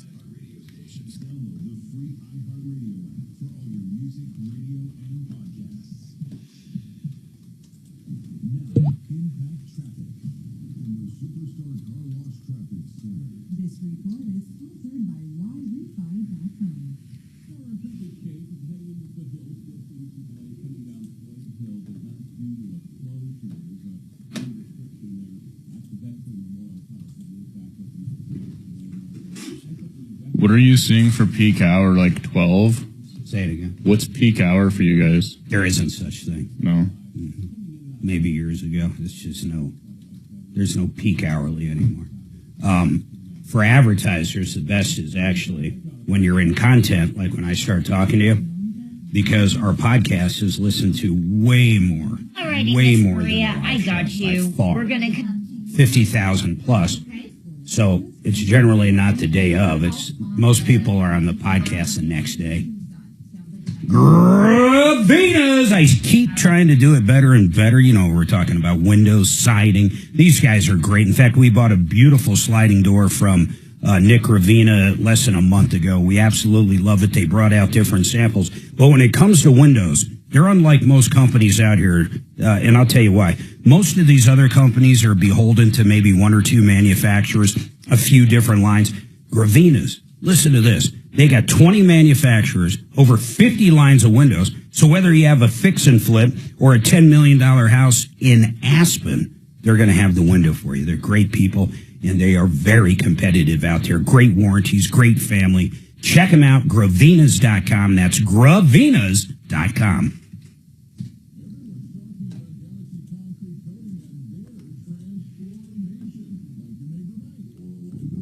I love my Galaxy floor coating. It's the greatest thing since sliced bread. American I can't Cruise talk about it any Lines. more highly than I am right now. God, I spent a ton of money with iHeart.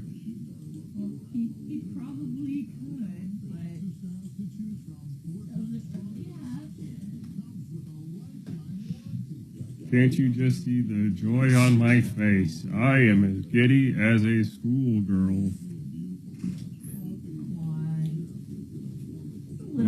When I saw when they were finished, it was just wow. I could barely contain the tears rolling down my face. I got as emotional as I did when my first child was born for this Galaxy floor coating. It's amazing. Take my word for it. You will enjoy your Galaxy floor coating as much as I do.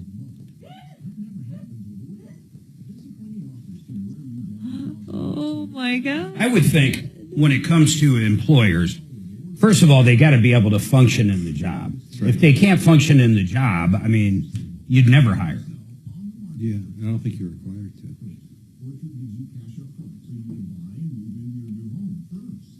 Like if you work, does Sonic still have roller skates, or am I living in the 20s here? I don't know. I've never been to Sonic. I don't think they have roller skates. I don't You know think what I'm saying, though. Yeah. There used to be called car hops. Yeah. So like if you were a car hop and all of a sudden, whatever, and you can't roller skate around anymore, Yeah. I can't imagine they have to change everything in order to give you a job. Yeah, I think the term is reasonable accommodations. Yeah, but how do you define that, though? Well, reasonable, I mean, yeah, there is no set definition to reasonable, right? Yeah. It's just what makes sense under the circumstances. For And that I wonder who particular- determines reasonable. That's It's why probably these guys, ADA. No, ultimately, it's probably a judge or jury. I don't know. Oh, people get sued for non-ADA or ADA non-compliance every day, all day long. I wonder if they step up for the person and actually give legal representation. Yeah, I want to know what they actually do. That's a good Like in a question. nutshell, what do they actually do? Help people. Or do they help employers? I think they help all. So it's like an information. That's a great question. Yeah, it's like I'm shocked you came up with that. Shit.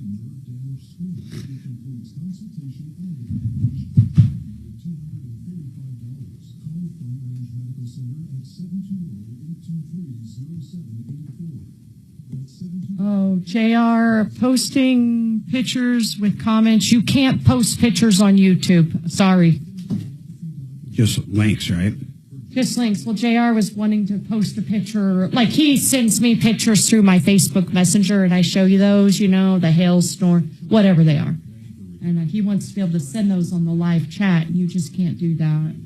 I wish you could, man. Sorry, JR from the road. For the life of me, I don't know why YouTube doesn't allow that. So what is a top fan on YouTube? I mean, That is so obnoxious. What I does this turned that mean? off on mine. I have no idea. They're the ones that comment the most. They interact the most. Okay. So, but I turned that feature off. I could care less. You know? That means the more wacko you are. More wacko. Okay. So number one would be the number one wacko. Number two would be the second number one wacko. It's a new feature YouTube added over the last month. I can't go number two anymore. She was a large minority woman. She was a large minority woman. That's your cue. Your life. If you're like most men, you'll feel so much better. Deeper sleep, improved vitality and clarity, greater strength and energy, and an enhanced sex drive as well. So call us. Just $99 gets you a PSA and T-test and a medical consult. And if you start on testosterone the day of your appointment, your visit is free. Did you just wave on Troubleshooter Network? I'm not even logged in. I sent a wave. Oh, that was you? Yeah. Oh, I guess it's through help. I think it's signed in or something. Yeah, I gotcha. I tried to comment. It wouldn't let me. What's a You wave? should be able to. It's just a hand wave. Oh. All right, 303-713-8255. I want to go back to Emily Schumer. She was graciously nice enough to join us today because it's the ADA's 35th anniversary. Happy birthday to the ADA. Yeah, no kidding. I really thought it was longer than that. You know, during the break, Dimitri, Emily, came up with a question that I really don't know the answer to, but I know you will. Like, go ahead, Dimitri. Mm-hmm. Emily, in a nutshell, what does your organization actually do every day? Are you there to advocate for the handicapped or for the employers, or are you kind of an information clearinghouse for both? What is it that you actually do in a nutshell? Yeah, so we are strictly information. So we're only educating people on what the ADA requires. We're not advocacy and we're not enforcement. So we're answering questions all day. We're providing training. We are operated out of the University of Northern Colorado. So we also do some research. But really we staff a phone line, and people call us all day long and ask us their questions, both businesses, employers, governments, and people with disabilities and their families. Oh, great. Thank you for that summation. Yeah, that's unbelievable. And I assume most of your funding is federal, or is it both federal and state, maybe local? Where is it? It's all federal. So All we're federal. funded through the Department of Health and Human Services. Now, you guys didn't have any cuts, right? Or did you? I mean, that's a question. We hear about all these cuts to different programs. Did you guys experience any cuts or any coming up that you know about? Remains to be seen. I know that we're funded at least through the next year, through August of 26. Okay, good. And we're just kind of waiting to see after that. Yep. All right. Well, and Dimitri, any other questions? I really appreciate it. Suzanne, go ahead. Well, I just wanted to say for folks who may not want to call in with questions, there is a phone number they can call and get the questions answered. Anything. The businesses, employers, anybody. And that's 800-949-4232. Yeah, 1-800-949-4232. When is that? If no one's there, like late at night, Emily, does it go to a voicemail that you leave and you guys call them back? I mean, how does it work? Or you got to call during certain hours? No, you can absolutely leave a voicemail. You can also email us at email@RockyMountainADA.org if you prefer that. And we really strive to get back to people within 24 hours or, next business day. Hey, that just brought something up. Because you guys don't advocate, if you have someone that calls and, it seems like it's egregious, I know you're not going to go out and actually check and see if it is egregious. Let's say a business that doesn't have a handicap bathroom. I mean, something basic like that. Do you give them information on some form of enforcement? Like, yes, that sounds like it's wrong. You need to contact these people? Yeah, absolutely. So we try to understand what their goal is. Do they just want to work with the business to get it fixed, or do they really want to file a complaint and go down that road? And then we point them in the direction that's appropriate, whether it's the federal enforcing agency, or local enforcing agency, or some other, mediation, something like that. We have all kinds of resources for that. Well, I'll be honest. You guys do God's work. I mean, think about it. You go back 40 years ago, because you guys only been around 35. There was no one advocating for a lot of people out there, and I'm really glad the ADA, and as she said, First President Bush or Bush Sr. Signed this into law, and it's funded, and it looks like it's still going strong. And any questions anybody out there has, 1-800-949-4232, 1-800-949-4232. Did you have a question or no? Okay. Emily, I really appreciate you coming on. Yeah, thanks so much for having me. It's been a pleasure. Yeah, thank you, Emily. And that was Emily Schumer, and she is with the Rocky Mountain ADA, and their website's real easy, RockyMountainADA.org. I love it that there's a place that you can call no matter what about ADA, and they'll answer the questions, but they're not taking sides. They're going to simply give you the skinny. Here's what you need to do, or you don't need to do it. Yeah, Mark, the one thing I was really struggling with during our conversation with Emily is that I didn't want to trivialize the meaning of her organization by asking her to help me figure out a way to make the government or my insurance company pay for a little miniature pony for me. Yeah, you want that miniature pony. I'll tell you, when I first learned about the miniature pony 10, 15 years ago, I was pretty much as infatuated as you are with it, because it's crazy. I mean, it's absolutely nuts that we can take a miniature horse and train it. And then she went on to say how well they can train it, including potty training. House training. It's unbelievable. Hey, Maria, you've been holding forever, and I apologize. We're going to help you out. What is going on? Are you talking to me? Yes, Maria. Yes. This month, 16, I was parking the parking lot, and somebody knocked my car, and they've been towed away, and they give me insurance. The police come. I have everything, and I have to sign the agreement to fix the car. And my car, it was 24 Tucson Hyundai, and it's gonna, because they're gonna paying. Hey, Maria, let me ask you a question. Then we're gonna come right back to you, and we're gonna stick with you. But it's a 2024 or a 2004 Hyundai? What was it? 2024. So it's a pretty new car, and someone hit you in a parking lot with their car? Yeah, she hit me, and she pushed the car, and the car go in the bumper, and move the car and go in the bumper, and she knocked another car too, Oh, she hit two cars. Okay, hold on. I get it. 303-713-8255. Hold on, Maria. I wonder what that could possibly. She's a little hard to understand. All right. Emily, go.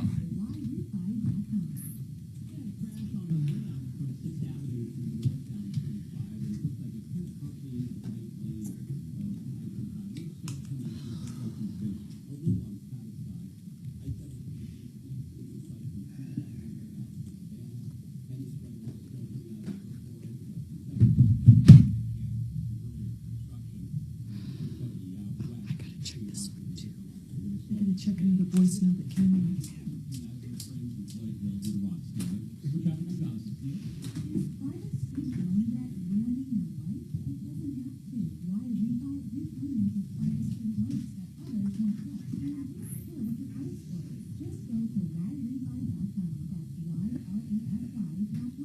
How about if I told you there was this magic device out there that could suck all that beautiful Colorado cool air from your basement or from outside in the morning and push all the hot air from your attic and the rest of your house right out and drop your temperature up to 20 degrees and save you 90%, maybe not all the time, but up to 90% on high air conditioning bills?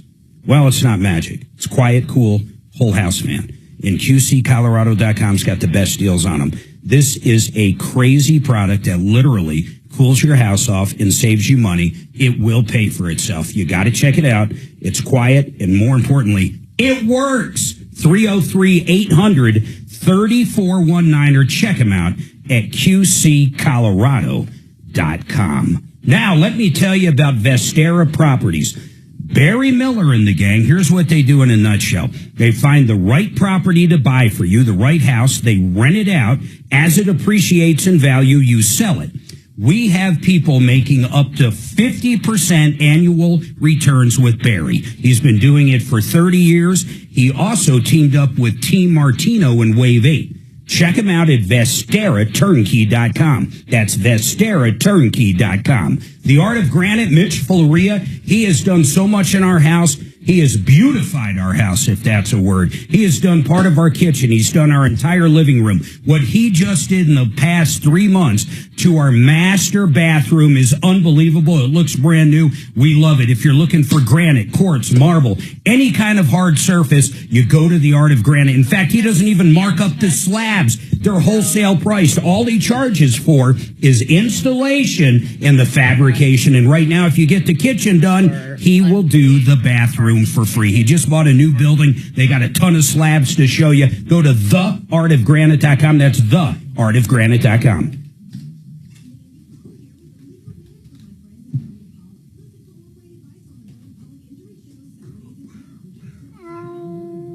Oh. Aw. Dimitri, our daughter takes the bar next week. Awesome. We're so excited for her. Is that like a full day kind of a thing? You sit there? 2 full days, Tuesday and Wednesday. How many questions is it? It's like 6 hours of multiple choice and 6 hours of essays. I don't know, something to that. Yeah, cool. it's something. The essays is like written essays, applying law, but she won't know for a couple months if she passed. It takes that long? Yep, the essays have to be read. They're graded by judges and attorneys. Looks like, well, this is California, but 200 multiple choice and 5 essays. Wow. How long is a typical answer to an essay question? I don't know. No idea. Guess that's what the question is. If the question, for example, Dimitri, is what is 2 plus 2? Yeah. I'm pretty sure you could answer that pretty quickly. Yeah, that would be a really short essay. Well, that is super cool. Does she already live up in Grand Junction? Well, yeah, they're moving down here. Oh, I thought they were moving to Grand Junction. That's where they've been living all summer, but his job let him transfer to Denver. And her job is here. It's with Dan Kaplis. Right. Very nice. What part of town is his office? Arapahoe and 25. Tech Center. Oh, okay. Cool. That's real close. You know that building that looks like a Gillette razor? Yes, I do. I know exactly the building. That's him. The razor part is his entire office. And they got an apartment right next to IKEA. Cute apartment complex. Oh, that's pretty cool. So they'll be really close to their own office. He's at a different firm. And then his office is right there, too. They'll easily be able to bike or scooter. It actually looks more like a Norelco shaver. Yeah. But Dan, he has that part. That's his. The Norelco shaver? Not Gillette. Yeah. Norelco. Addie's got a picture. She's standing by that curb there on the inside. God, how big is his office? How many people? Well, how many people work there? Gorgeous. Just Addie. Just Adeline. They have like that really long table. Dan's like on one side, Addie's on the other. Like in the movies when you see very rich people in Europe eat. I love it. And they have that long table. Can't talk to each other so far. Yes, honey, I know what you're doing later tonight. Stuffy. Yeah, stuffy. Oh, that's great. What are butlers' names all the time? Like butlers. Jeeves. There's only one butler named Jeeves. Jeeves. Do you remember Ask Jeeves? Yeah, I sure do. Yeah. I sure do. One of the first search engines. I remember Alta Vista. I don't that one. I remember the name. Was it a search engine? Or it was an HP product. Was it? Yeah, it was the same time that there was that miniature boom in search engines. It's funny how they all failed. How about browsers? Remember Netscape was huge. I like Netscape better than Microsoft. I could top for a that. while. Mosaic. Yeah, Mosaic. That was the first one. I think it was one of the first open sourced. And I think actually Netscape was built on that. Did you ever heard of Microsoft Front Page? No. It's a web builder. One of the first kind of drag and drop web builders. Yeah, back. Help. Find the care guides you need to help, complete with tips and resources at aarp.org/caregiving. Brought to you by AARP and the Ad Council. All right, 303-713-8255. We've got a deal coming up from the guys at Excel that's mind-blowing on gutter cleaning. Honestly, and they come out and clean my gutters twice a year, and I'm a little upset because I pay more, but I'll deal with that as we talk about it. But I need to get back to Maria right now. Maria was parked in a garage, and another car came up and hit not only her, but a different car, and she was driving a 2024 Hyundai. So did the police show up? Was there a ticket written? Did the lady leave? What happened after she hit you? Yeah, she stayed. They stay. She called her husband, and the police came, and the police gave me the notice, gave me the yellow everything. He signed it. Excellent. How do you call? So where are we at now? Did she not have insurance? Are they no longer answering the phone? Where are we at? No. She has insurance, and she has the Progressive, and insurance gonna fix it. It's gonna cost $8,000. Oh my God! $8,000, Maria. Okay. Yeah.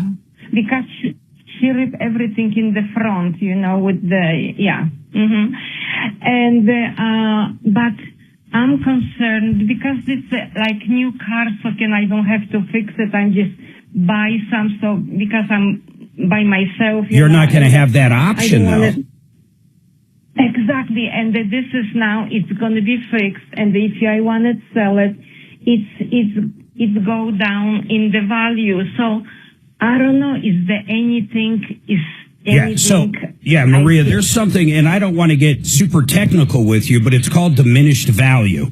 So if I went out to buy, what is it, a 2024 Hyundai, Santa Fe, what is it?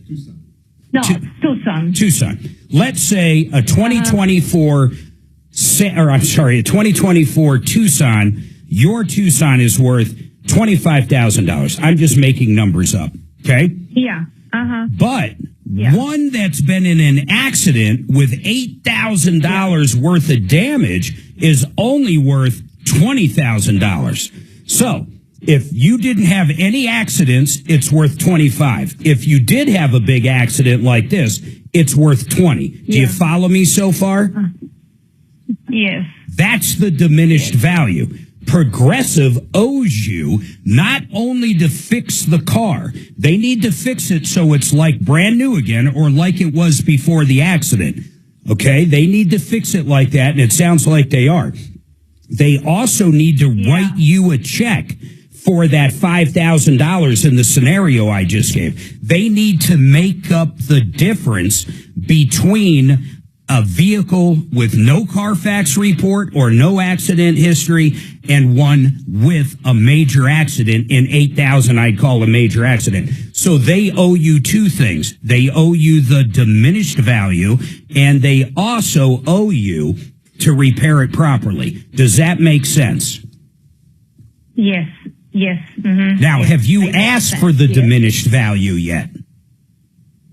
No, because I don't know nothing. And all right, here's what we're going to do. I've got a guy we're going to get on after the break, and I'm going to bring you back up. We're going to talk to Justin Petty. This guy's going to tell us exactly how much they owe you for diminished value. Then you're going to tell Progressive you want that much money. If they don't give you that much money, then Justin Petty will get you that much money for a very, very fair fee of like $300 or $500, something very cheap. But let's get him on. Hold on. I understand. You don't know how to get it done. Most people don't know how to value diminished value. For that matter, most people out there might not even know what I'm talking about with diminished value. If you've been into an accident and your car has diminished value, you should be paid that. Everybody hold on. That and a lot more. I got some lines open. 303 Martino, 303-713-8255. Imagine finding your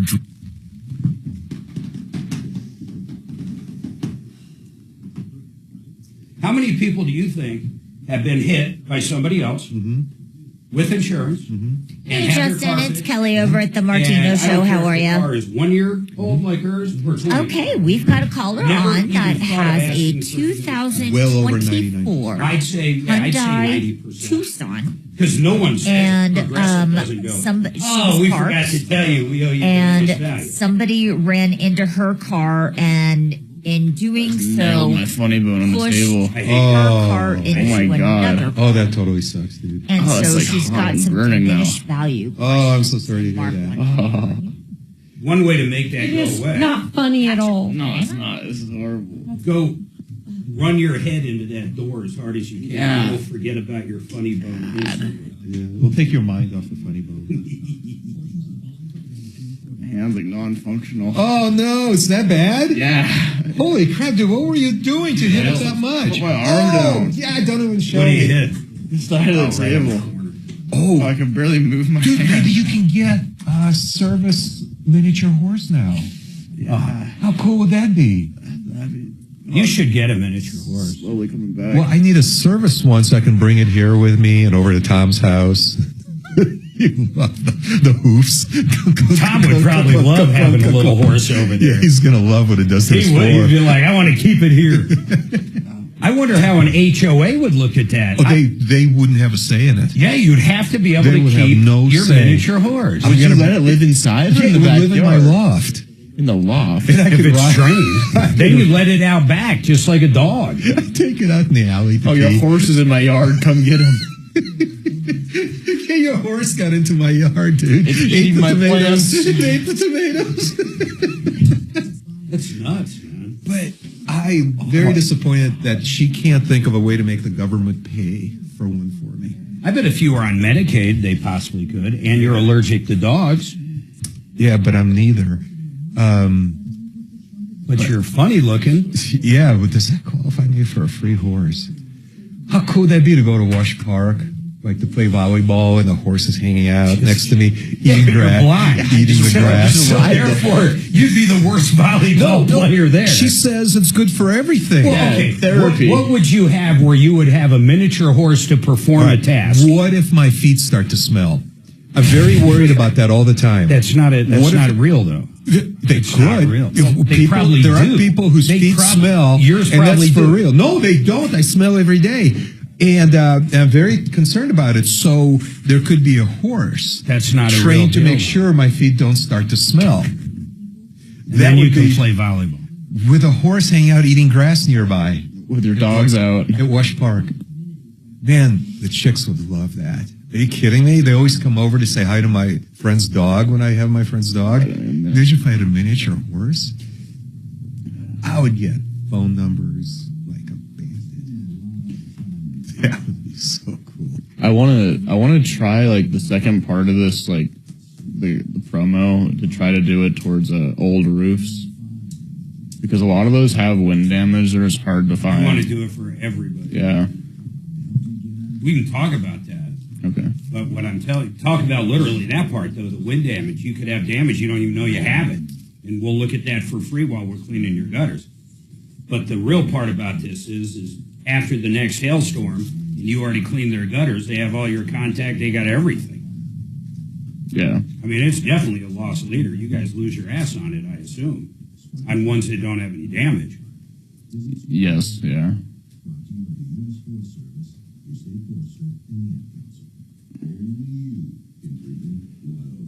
I'll ask you about some areas too that have been hit this year or within the last year, where if they haven't really checked for damage, you know, what areas should be looking, Lakewood or whatever, you know what I mean? Yeah.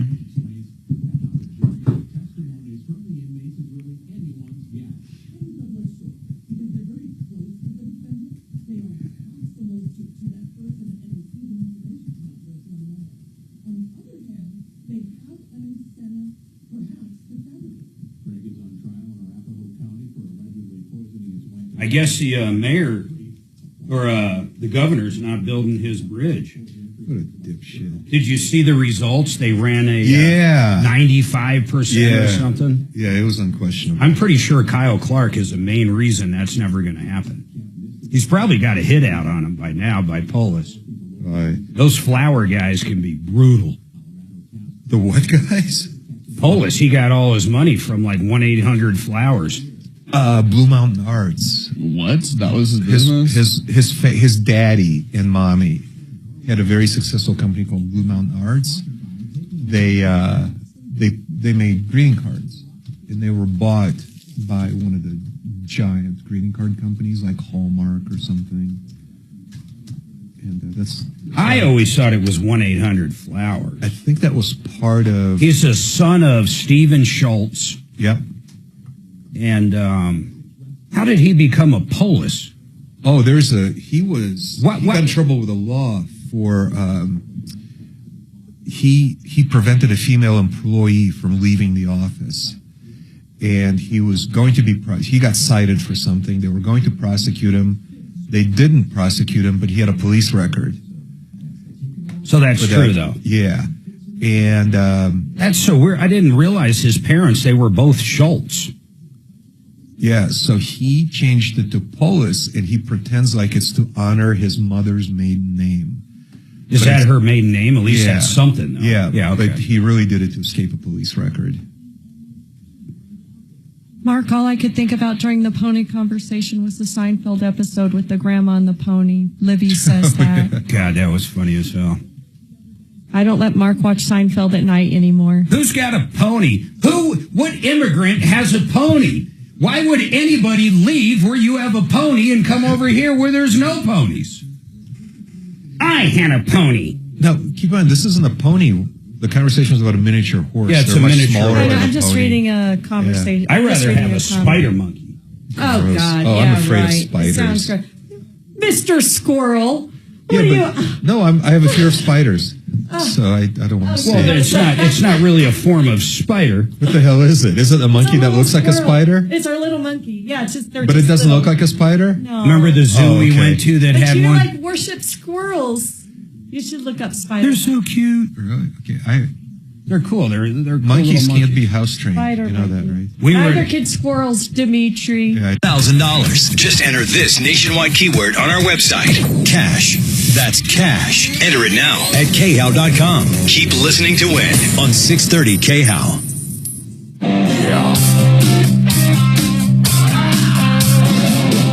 Ripped off, bad news. You need advice so you don't have to lose. We'll come running just as fast as we can. Troubleshooter's gonna help the common man. This is the Troubleshooter Show. Now, Tom Martino. Welcome, my friends, to the only show of its kind. We're here to solve problems, answer questions, take complaints. Maybe you got a bad contractor in your life, maybe a bad landlord. Maybe you just need some advice on, I don't care if it's painting a house or building a barn. Whatever issue you have, whatever problem, we fight for you. We get directly involved. We've got a team of deputies that get involved depending on their background. Deputy D sitting next to me. He's really good at getting problems solved. In fact, I bet you've recovered at least, oh my goodness, how much do you think you've recovered from day one? I'd say over 100,000. I have no idea, Mark. It's very hard. I honestly have never kept track because it's very difficult to really pinpoint the value of some of the things that we do here. You know, we talked to a woman, and I want to quiz you about this because I haven't had an update yet. I have a feeling what happened, but she called up. She had, I believe it was, I always want to say State Farm. It wasn't State Farm. It was American Family. American Family Insurance. Her name was Fook. Yep. Fook had American Family Insurance. Thought she did. She paid for a year in full. 6 weeks later, she has a claim. A hailstorm came through. She puts in a claim. They're like, whoops, you don't have insurance. And I don't want to know right now, but I'm dying for an update on it. I know you've been looking at it. I know Compass Insurance, we got involved. We're going to talk about that. But right now, I have one of our experts on. Here's a very good way we help people. Maria called up last hour, and she's on. I'm going to bring her back up. Here's the bottom line with Maria. Her vehicle got hit in a parking lot. $8,000 worth of damages. They're going to fix the car. The other woman did have insurance. It's a 2024 Tucson. So they're going to fix it. It's Progressive is the at-fault driver's insurance. But they're not going to give her diminished value. The reason they're not offering it yet is because she didn't ask. I want to bring up my expert, Justin Petty. Justin, a big insurance company like Progressive, how often do they just say, hey, it's going to cost $6,000 to repair your vehicle, and by the way, do you want some diminished value money? Yeah, correct. They don't say that. Ever. No. So you pretty much, honestly, and this is crazy, you pretty much have to bring it up. If you don't know what diminished value is, if you don't bring it up, insurance companies simply will never tell you they owe it to you. Correct. Now, do me a favor. In this scenario, what do you need to know about the vehicle? Maria, it's a 2024 Tucson. What trim is it? It's the I don't know. It's limited? The white one, you know. It's, you know what, I don't know. Well, I mean, it's like it's either going to be a limited. Does it have leather? Yes, and I pay like $37,000. If it's got leather, I would assume it's probably the limited, honestly, Justin. So let's say it's a limited Tucson. Leather. Yeah, 2024. Hybrid? Is it a hybrid, Maria? No, just no. Okay. And then how many miles on it? 11 something. 11,000. See, in Progressive, of course, Justin didn't tell her anything. What do you think the value of that vehicle is? Yeah, she is probably 34 to 35,000. Which makes perfect sense. She spent 37 on it. Mm-hmm. Yep, that's about right. That's a retail value now with 11,000 miles on it. And as far as the diminished value goes, what you measure on that is what you could sell the car for. So we're looking at the trade value. So what would it trade for before versus after? So the trade value is probably around 30,000 on it, not 35. And so in this instance, from it being hit and pushed into another vehicle, over 8,000. Yep. It probably didn't get into any structural elements, but I would have to look at an estimate to determine that. I would guess it didn't, and so I'd give it a medium severity, not a scratch, but not structurally, damaged. So it falls in around about the 15% range. That's the bracket it should fall in. So if you take 30,000 and multiply it times 15%, that's probably real close to what the DV would be, $4,500 to $5,000 probably. So, Maria, not only do they need to fix it to where it's like pre-accident, they need to fix it so it's just as good as it was pre-accident, but they also owe you around $4,500 for diminished value. Okay. So ask them before I'm going to sign the approval for the fixing, or ask them after. So Justin, this I'm gonna stray a little from the question. She has never dealt with diminished value. She's never heard of diminished value. Her communications is not perfect. I mean, she's from a foreign land and she doesn't speak great English. So in a case like this, is someone better off just getting you from the get-go? I mean, really? I mean, I don't want her signing anything and giving up $4,500. What do you think they're having her sign at this point?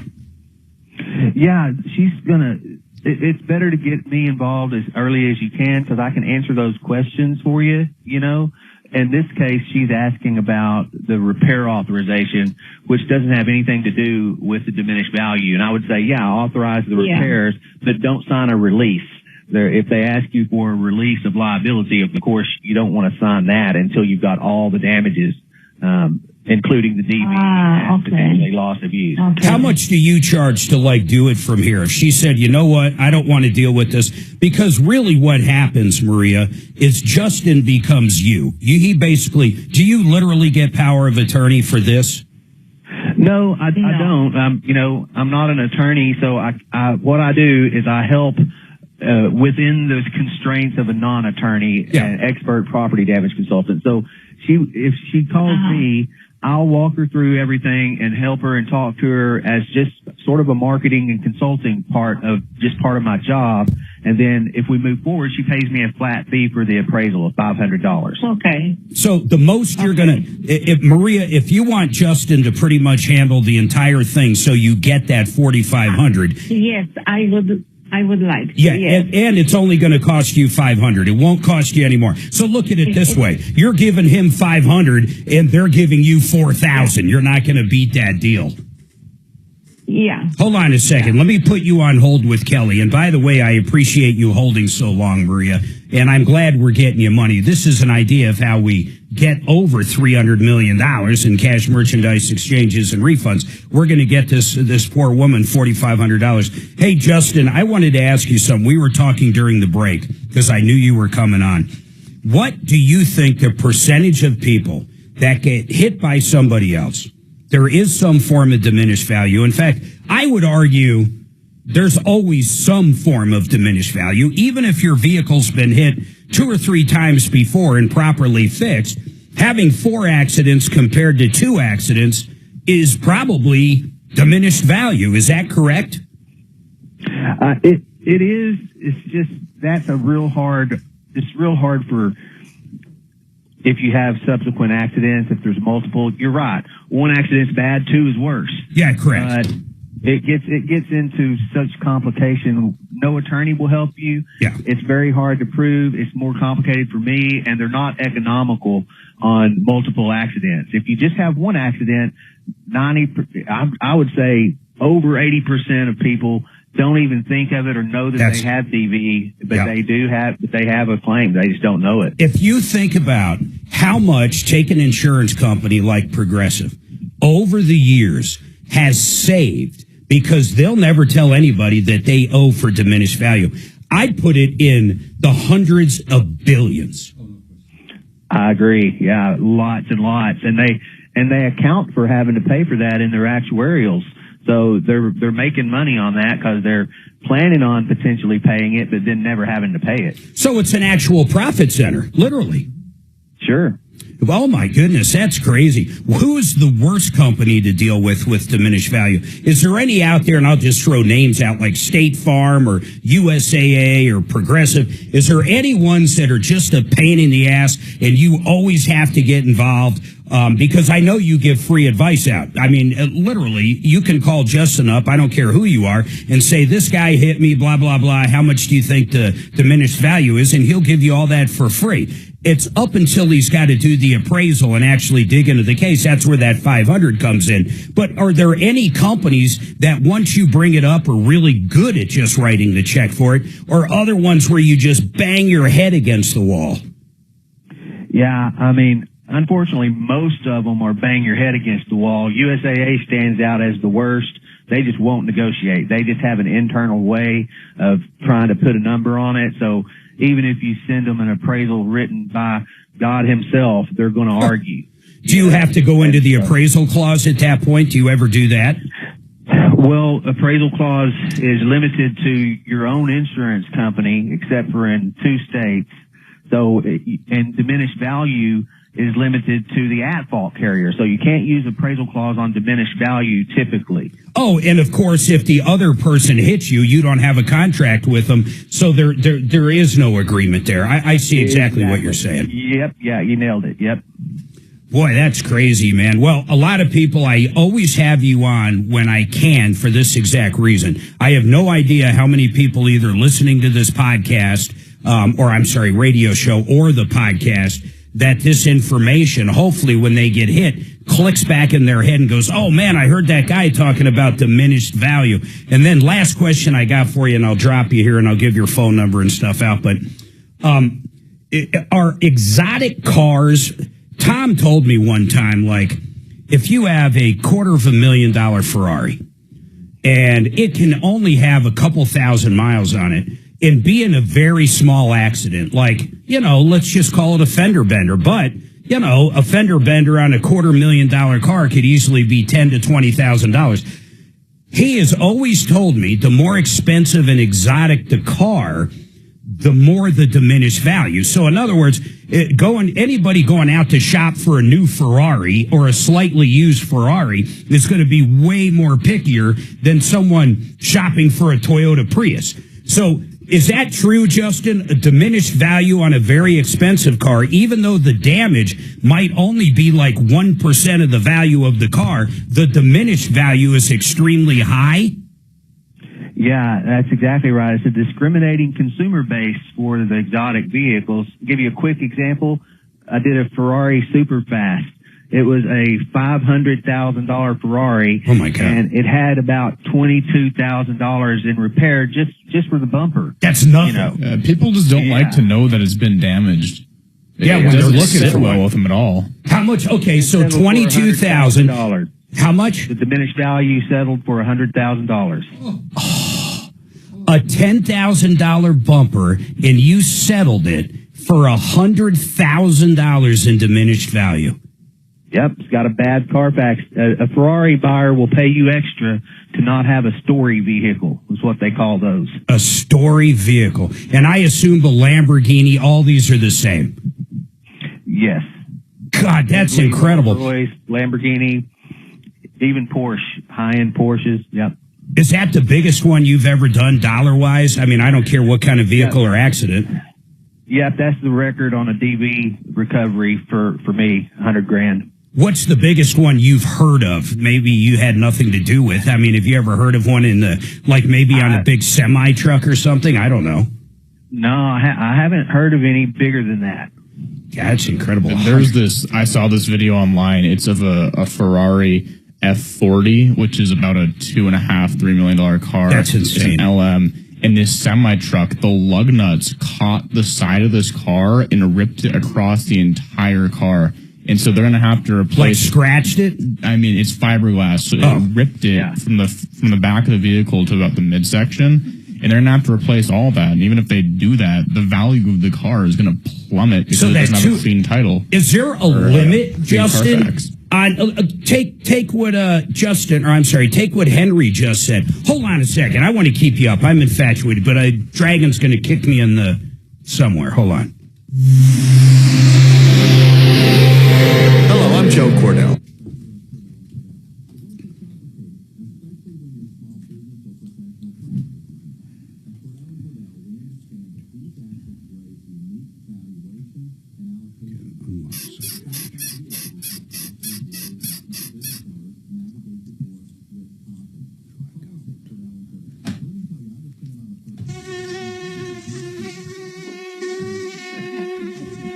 What is it? Oh. He's playing buzzing noises. He gets Tom sometimes on the doorbell. All right, let me tell you about Fix It 24/7. Denver's HVAC, plumbing, and electrical experts. Here's what I love about them. I'm going to tell you two different things. For new customers, it's an absolute no-brainer. They're going to come out, they're going to clean the condenser, clean that AC unit up. And by the way, that's like the #1 killer of an air conditioner unit. And clean out the fan motor. The whole bit for $39. New customers only. 100% got to be a new customer. It's their way of showing you this 2-hour cleaning, this deep clean, this almost refurbishing-like cleaning for $39. You're not going to get a better deal. Then they're hoping when something breaks down in the future, maybe your water heater or electrical panel or anything like that, or the HVAC units, they're hoping you'll call them. That's why they do it. $39. Now, second thing, the free second opinion to anybody, including customers that have used them before, maybe for another service, but it doesn't matter. If someone gave you an estimate on a water heater or a furnace or an air conditioner or anything that has to do with what they do, they'll come out and give you a free second opinion. Maybe you don't even need a new one. And if you do need a new one, I bet you they save you money on it, so there's nothing to lose. The free second opinion's unbelievable. But go to fixmyhome.com. George and the gang are great. Fixmyhome.com.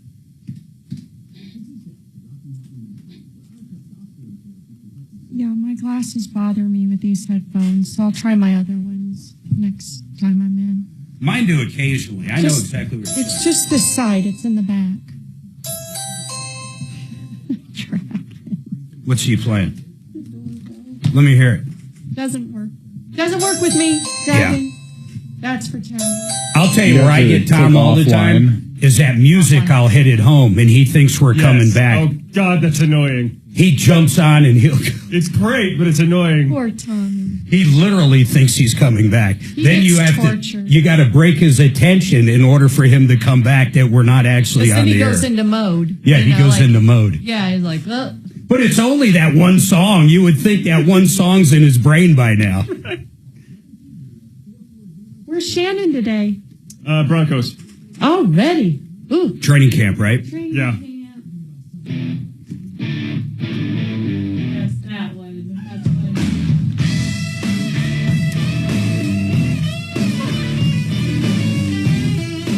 Welcome back to the show.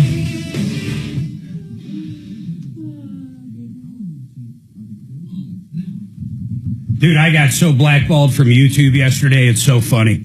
Why? Over Ozzy. I played so much Ozzy yesterday because he passed a couple days ago. Yeah.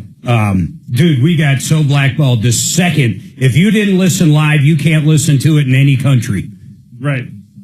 And I knew that was going to happen. Shame on you. No, I knew it was going to happen. I thought it was worth it, though.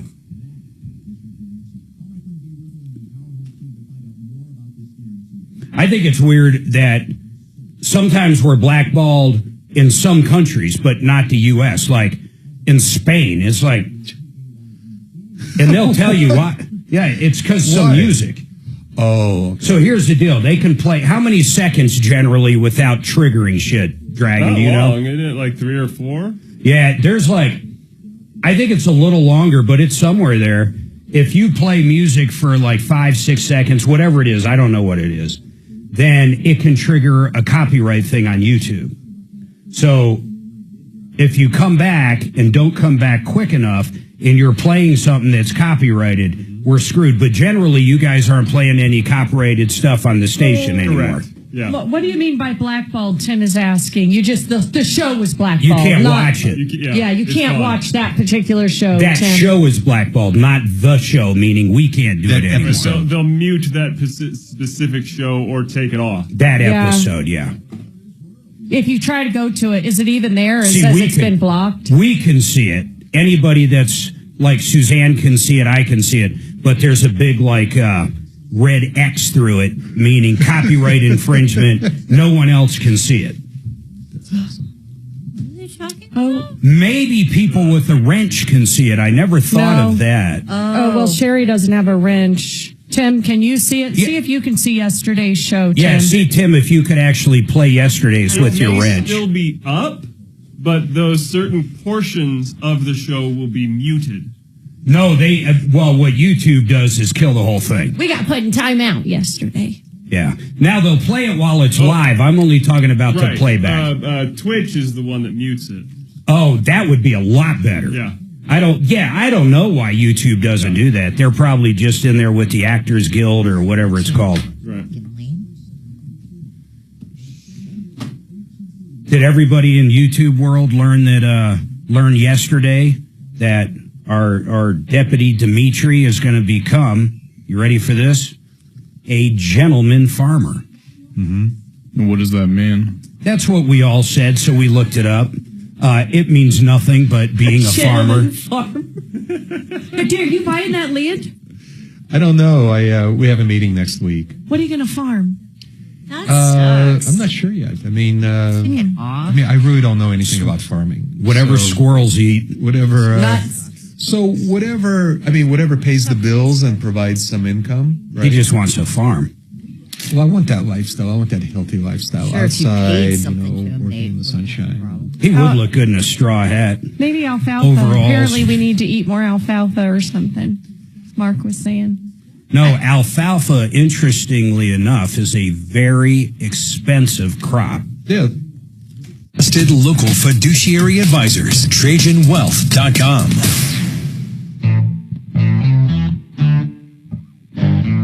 All right, 303-713-8255. I'm going to finish up with our expert. I just wanted to ask Justin Petty. Hey, so really it's going to be the limits. Well, actually, I don't even know this part. If I hit somebody and my property limits are $50,000, and let's say the repairs are $50,000, I have no bodily injury. Let's keep that out. But then I wouldn't get any. I wouldn't get diminished value because it hit their limit, right? Yeah, that depends on which state it occurred in, because in many states you have uninsured motorist property damage, which will step in. That's correct. If you have it, I understand. Then you can go after your own insurance company for the deficiency. Or if they had no insurance, you could go after. Well, wait a minute, though. You're saying on diminished value, you just made me think of something. If someone hits me with zero insurance and I got to go to my own UM coverage, are you saying my own UM coverage, and let's talk Colorado, they would actually step in and pay the diminished value? I don't know if that's right. Yeah, the UM pays as a third-party carrier would pay. So Got it. It's based on tort law. Yeah. Wow, that is, I didn't get that. I always thought because of the contractual agreement that you have with your insurance company, but I get what you're saying. That rider or that extra coverage of UM or UIM, that actually doesn't, it's not affected by the language in the rest of the agreement. That's right. It pays as if it were the other person's coverage. And in Colorado, they don't have to offer the UMPD, but it is offered sometimes. So No. In fact, no, actually in Colorado, I'm thinking of something else. I'm sorry. You're absolutely right on that, Justin. I was thinking of MedPay. Our MedPay system, you're supposed to have it unless you decline it. But I want to go back to Henry Bretz. He was talking about a $3 million car. So here was really my question, whether you have UIM coverage or not. If you have a $3 million car and you've got a $50,000 repair, and now this Ferrari is less $1 million in value. If there's not $1 million of insurance, and I don't care if it's coming from UIM or the other driver everywhere, I mean, you're not going to get diminished value, period. The only exception to that is if you have a specialty policy with a high net worth. They have riders for diminished value. So you can get your own coverage for diminished value with some carriers, but most of the time you're out of luck because most people don't carry enough limits to pay for a loss like that. Is there any states that don't allow for diminished value at all? There are a couple of states. Yes. Right now, Massachusetts has some split in the case law on it, and New York is a little bit iffy. So those two states stand out as the ones where it's really difficult legally to prove that they owe it. And that's purely... Yeah. And seriously, and the only reason those two states are that way is the attorneys. I mean, the attorneys got together and lobbied and basically don't want to pay it out. I mean, really, the insurance company paid the lobbyist or the attorneys to make it that way, right? I mean, that's it. They have good attorneys. They spend a lot of money to fight those cases sometimes. So these are class action cases normally that set that precedent. Yep. And so, that they definitely spend the money to try to win, and they win some. Yeah, I bet they do. All right, everybody out there, Justin Petty. Hey, Justin, I appreciate you on. Like I said, he'll always give you free information. You want to know what your vehicle's worth, call him up. If you were in an accident, he'll give you that diminished value number for free. And then if the insurance company doesn't want to play ball and give you what's owed to you, then he'll get involved in it. $500 flat rate. You can't beat that. I mean, you just simply can't. And the wealth of free information he'll give you is it's so valuable, it's crazy. 214-227-2154. Doesn't matter what state you're in. 214-227-2154 or diminishedvalueexpert.com. Diminishedvalueexpert.com. Now, I want to talk to Henry Bretz. You guys come out twice a year to my house, and you guys do gutter cleaning. And generally, when we talk about your gutter cleaning, and I'll argue this is kind of a side note. People that buy Gutter Helmet and other ones, we have one on our referral list. I never get complaints about them. People love them. And you know what? If you have like aspen leaves or something, they might be great for you. But where I live, and I've got pine needles everywhere, and they clog up the gutter every year when they fall off the tree. I have tried helmets and guards and everything. It doesn't matter. It either falls in there and never leaves, and then it's so hard to clean the gutter, it's crazy. What solved it was Excel Roofing. And here's what they did. About 5 years ago when they did my hail-proof roof, they actually put in big-ass 3-inch gutters. Those things are crazy, man. You could almost roll a tennis ball down those. Is that typically what you guys put on a new build or a new, like a hail-damaged roof that you're redoing? Yeah, so absolutely. We're going to recommend that they go with those oversized gutters. They're perfect. Yeah, that is our recommendation. And for all those gutter helmet products, all the screens and everything like that, they never quite work as advertised. Never. We really prefer just the regular screens. If it's going to be required by code or the customer really wants it, just a regular screen. Just a regular screen. And with pine needles like what I have, they're horrible because they catch them. You could literally, that's what I had at one point. You could look up at our gutters and you would see pine needles literally in the screen. So, I mean, think about cleaning those. That'd be a pain in the ass. But I don't have that anymore. Once you guys put on the 3-inch gutters, now you guys come out, and I'll give you a second reason for a gutter cleaning. You guys come out twice a year, and I usually pay, I think it's $2.99 or $3.99. How much is it usually? Yeah, so for that 1-story rate, we have a flat rate of $2.99, and then for the 2-story, it's $3.99. $3.99. So I'm paying $399. They come out. Now,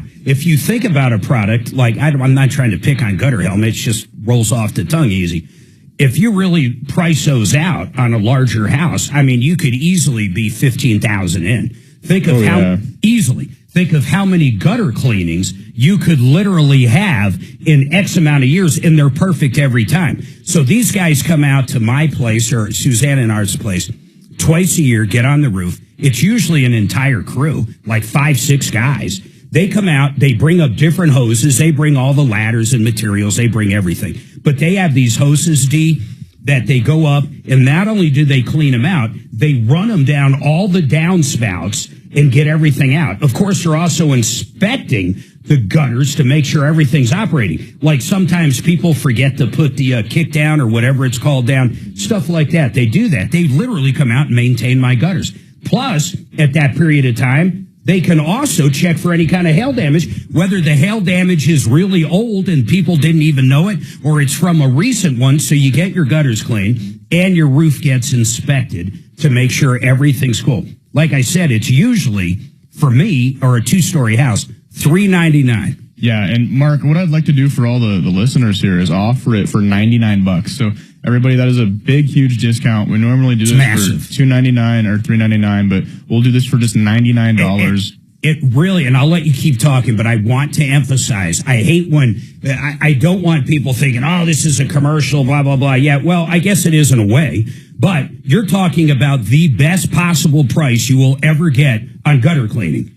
It's a real crew that does nothing but comes out and cleans your gutters. And, of course, they'll do that inspection on the gutters and make sure there's no damage on the roof or anything like that. But your gutters are going to be perfect when they're done. Go ahead. Yeah, and so just to clarify, that's all for residential homes. Oh, so yeah, God, yes. No HOAs, nothing like that for $99. It's just, it's too much. So all the residential have the old homes. Quest building downtown call.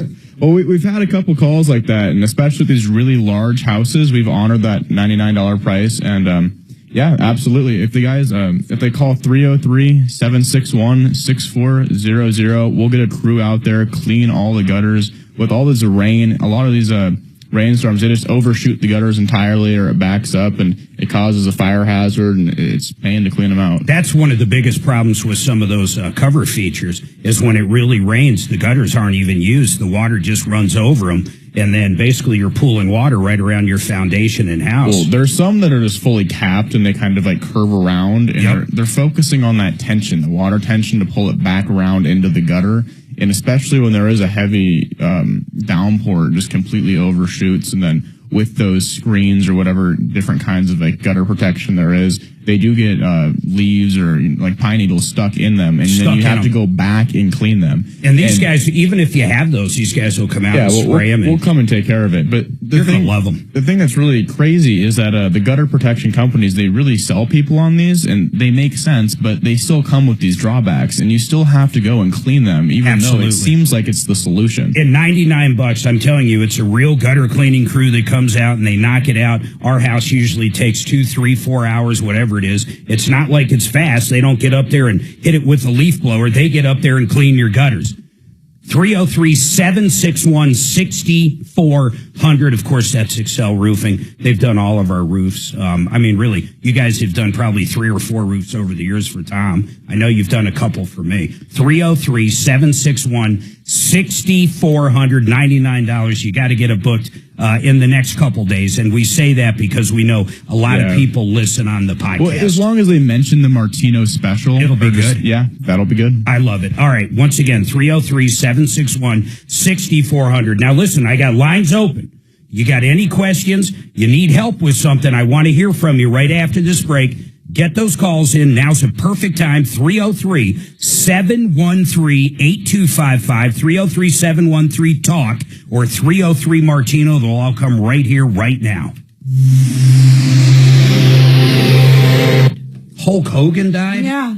It's like 3 in a week. He used to live right down 3 the road from us. celebs. Oh, no, I'm thinking of the dog. No, Hulk Hogan, the wrestler. Yeah, Hulk Hogan. I was thinking I watched him as a kid.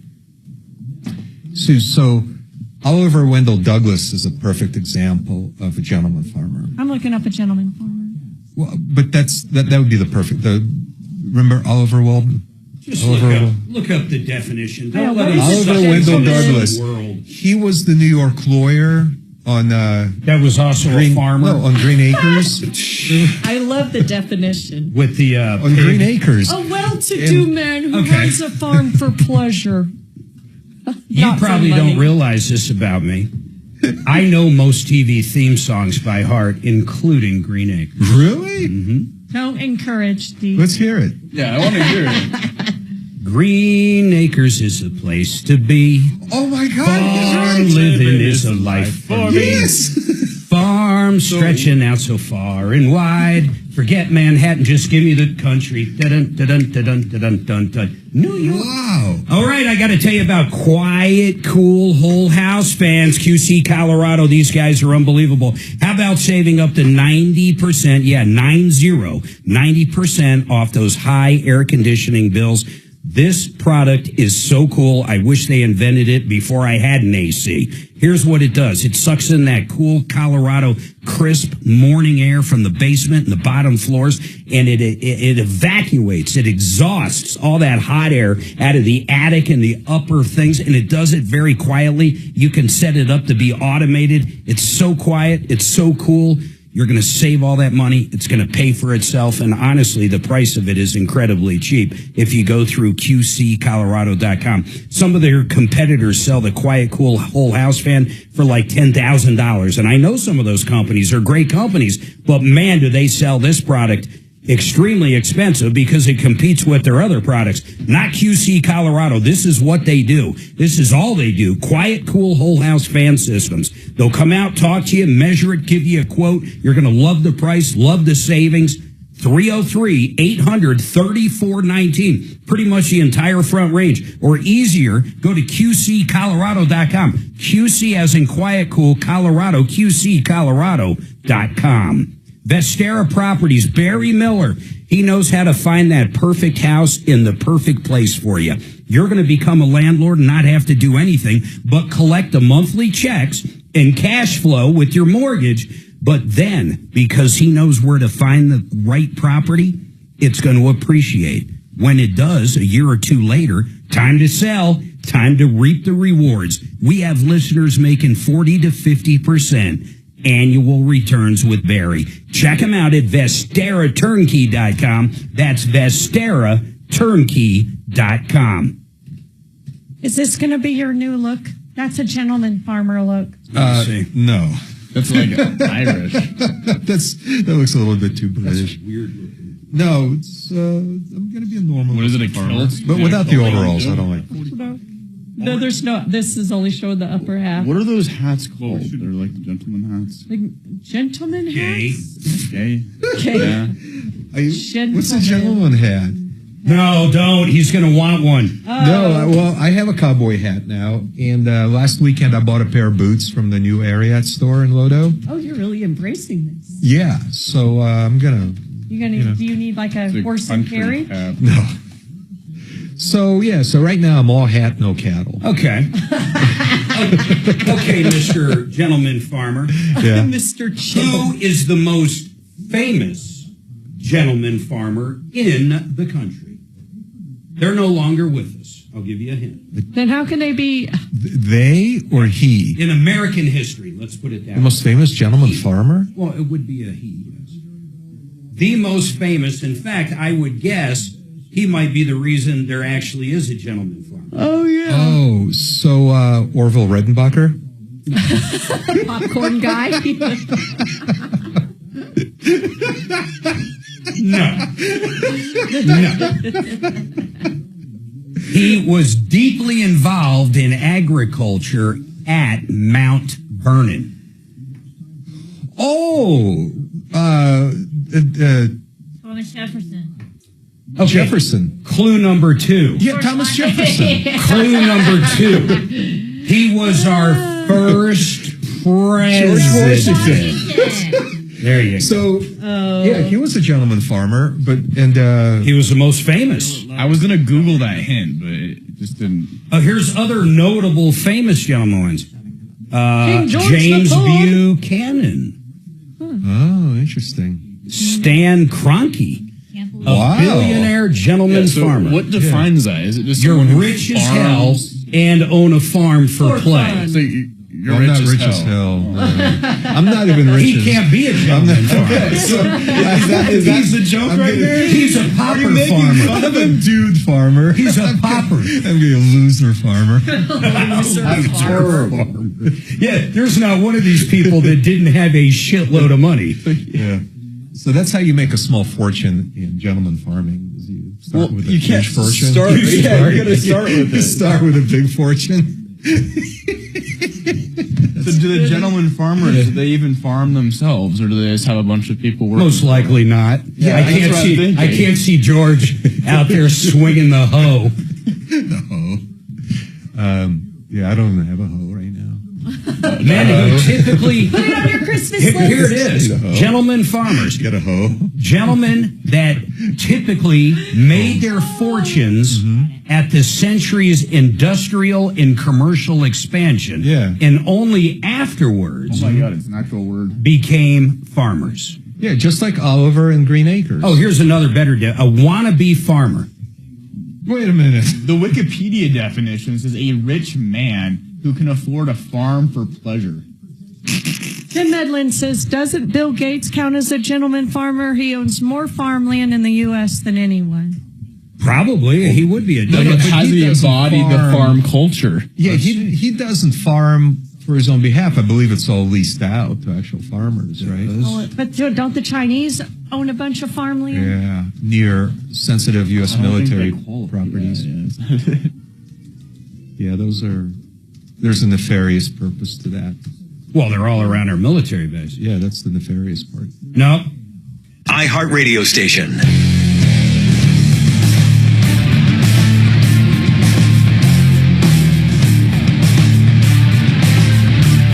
All right, 303-713-8255. Deputy Dimitri is going to become a gentleman farmer, possibly. So we were looking up gentleman farmer, and it's pretty crazy because when you first said he's literally going out to look at farmland in Colorado, that's how it all came up. And I was like, gentleman farmer, you're no gentleman. So I looked it up, and it truly is something. But I don't think it actually defines you if you were to become that, because it looks like it's rich dudes that weren't farmers that bought farmland because they made all their money somewhere else. Well, you're not rich. Right, but I can aspire to be in such good company as George Washington, as you pointed The most out, right? notable gentleman farmer. Or even more notable, that dude from Green Acres TV show. Yes, Green Acres. Now, Bill Gates we brought up. I didn't realize who said he owned a ton of farmland. Oh, that was Suze. One of our YouTubies. Yeah. I was reading a comment from one of our YouTubies. I didn't know Bill owned, and then I looked it up, and sure enough, they call him Farmer Bill. But he would not be a gentleman farmer because he doesn't farm at all. I don't think he qualifies. He doesn't embody the farm lifestyle. No, he doesn't. But you know who does? Is everybody in Aspen. Or Steamboat. They all dress like it. Do you think funny? That is kind of crazy. Do you think a lot of them own farmland? Yeah, absolutely. It's like the rich dude thing to do. Buy a ranch up in Wyoming or somewhere. And The Duttons or something. You just go buy cattle and have them. You don't even sell them. They're just running around. Like pets? Yeah, I think that's what it is. That is nuts. Yeah, it is kind of weird. I mean, a lot of people do a lot of things. A lot of people get into equestrian. Martino was into equestrian big time. Horses aren't cheap to have. You used to go out to his house when he had all the horses in Franktown, right? Yeah. I mean, it was crazy. He had one of the most beautiful barns I've ever seen. But people now, instead of getting into that kind of stuff, you're saying they go out and literally buy farmland. I think it's mainly ranches. Ranches. Is what I've seen a lot of it, but man, apparently there's a whole culture around it. What about Ted Turner? What? Oh, Ted Turner's got all the what are buffaloes. Buffalo. But he's a legit, or at least was a legitimate buffalo rancher, because those were, being raised and cultivated and sold for meat. It wasn't just a hobby. Yeah, it was a business for him. It wasn't a hobby. Yeah, it wasn't like the current crop that Henry brought up were heavily influenced by the popularity of that TV show with Kevin Costner, Yellowstone. Oh, yeah, Yellowstone. So now there are a ton of wannabes out there. Well, I know people that work at a ranch, and what they do now, listen to this, they build these big complexes to have weddings. I find it so odd you would go out to a working ranch under some gazebo the size of a mall. Well, we've driven past some of those out in the country where we live. They're gorgeous scenery. I know, but it's just odd. They took this ranch land, and now people go out there for corporate events and weddings. You know what exactly that is like Devil's Thumb Ranch up in Winter Park. That area. There are dozens, if not hundreds of them around here, so they're called guest ranches. Or they team build. Team build. I don't know what that means. So you go out there. Have you ever done team building with Excel? Do you guys do that with your employees? Probably not at a ranch, but yeah, we've gone rafting and stuff like that. So, what they do at these ranches, though, you go out there. Team building, like a corporate event. Yeah, corporate events. That's how they pay their. Yeah, absolutely. Like you go out there. We're going to have one for all of our deputies, including you. We're going to go ride real bulls. And you're going first, Dimitri. Yeah, everybody hold on. 303-713-TALK. I ride a miniature horse. I went bull riding.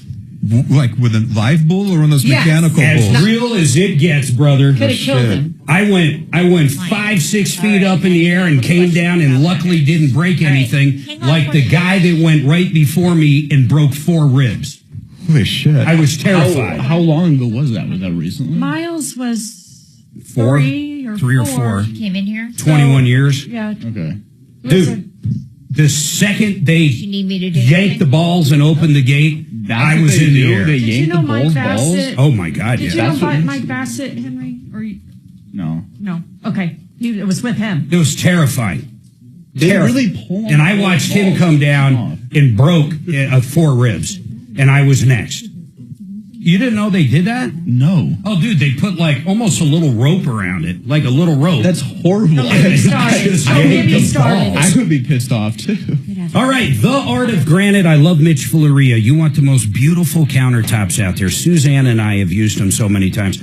Babe, what do you think of the last job they did? They came in and remodeled all the countertops in our master bathroom. Yeah, it's so beautiful, Mark, and I just love the process. It was easy, and Mitch helped me with the colors. That I really loved as well. And how about the fact? Consultation? How about the windowsills? He replaced, of course, the wooden windowsills with the same quartz as my countertops. And around the tub. Absolutely love it. And we kept the same cabinets in that project. Other projects we've done with Mitch in our house, like our downstairs bathroom, we kind of refer to it as a public bathroom, but he really did new counters, tops, of course, but he also did new cabinets and new sinks. This guy's amazing. And he doesn't upsell at all when it comes to the surface, meaning the granite or the quartz. He gives you the wholesale price. All he charges for is the installation and the fabrication, and his guys and himself do such a wonderful job. It's precise.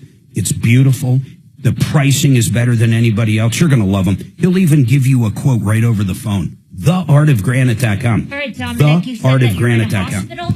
Gravina's, yes. You know who I'm talking about. These guys have been around in Colorado. I think Larry, Nick's dad, came into the business somewhere around 86, but then his dad was in it. Here's what's great about them. A lot of window, door, and siding companies are beholden to 1 or 2 manufacturers. These guys, let's just talk windows real quick. 20 different manufacturers of windows with 50 different lines. These guys have something for a fix and flip or a $20 million house in Aspen. You name it, they got it.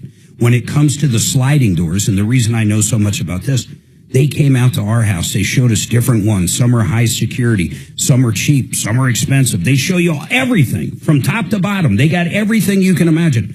And they give you all the options. We chose one we absolutely loved. They came out and installed it about 2 weeks later. It was flawless installation. Everything was great. We love the guys. Check them out at Gravinas.com. That's Gravinas.com.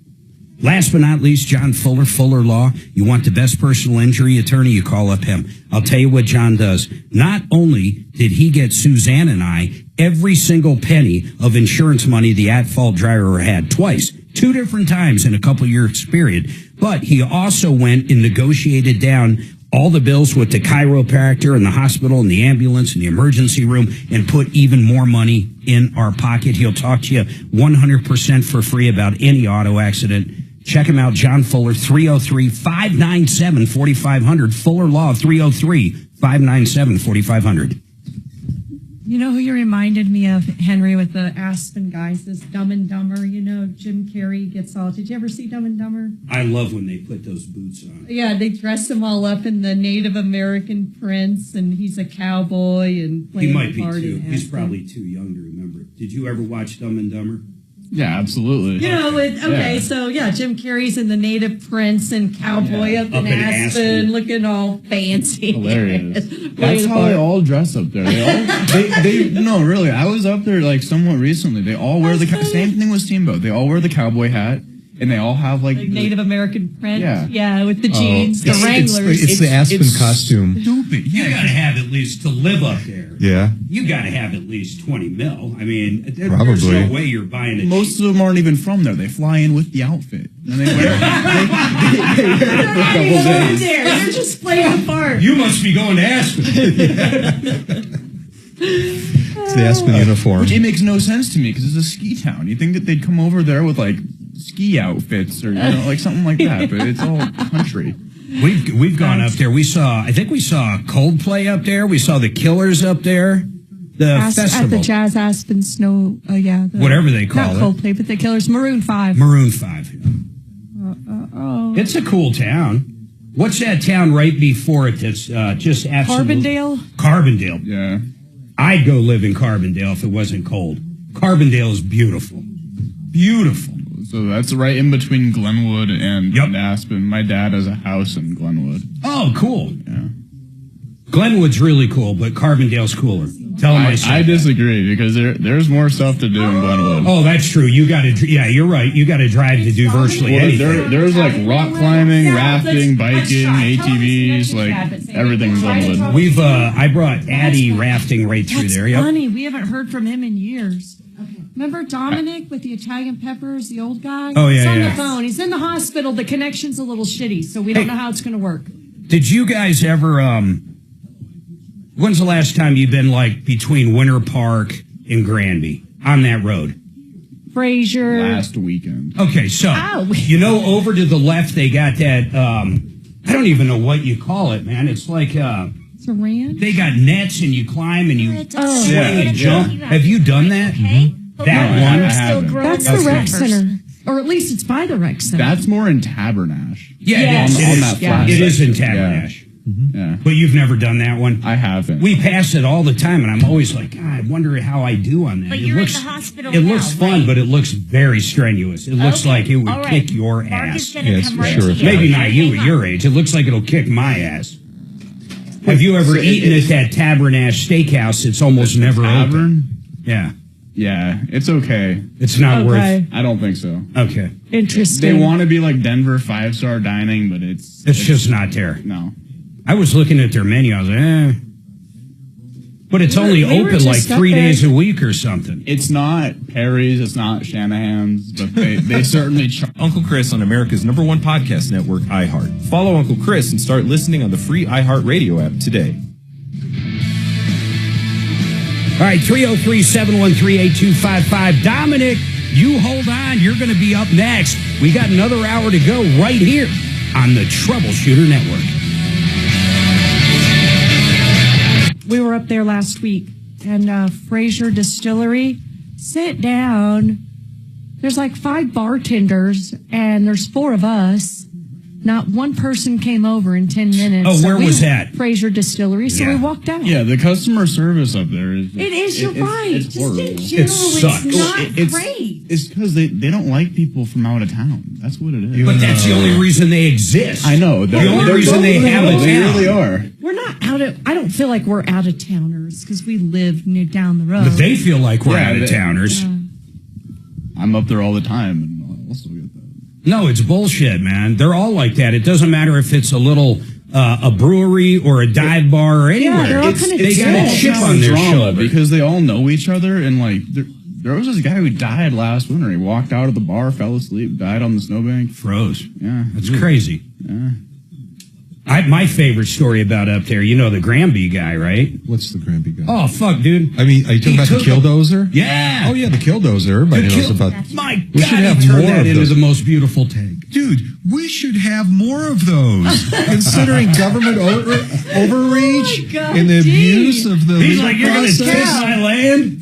Yeah. There's an apocalypse. I'm running to your house. Dude, they couldn't stop that, dude. Oh, they no, finally popped the top and like threw a fucking grenade in there or something. No, he killed himself. I went to school up there, and they taught us about that in class. Oh, it's great. We lived here, and it was on the news. Oh, and really? Yeah. They threw stun grenades into the exhaust pipe. That's the video that you saw. They were flashbangs, but that didn't shut down the engine. He just kept going. He just kept going. But his only mistake was It was a total he didn't Total. It was better than most tanks. Oh, better than any Russian tank.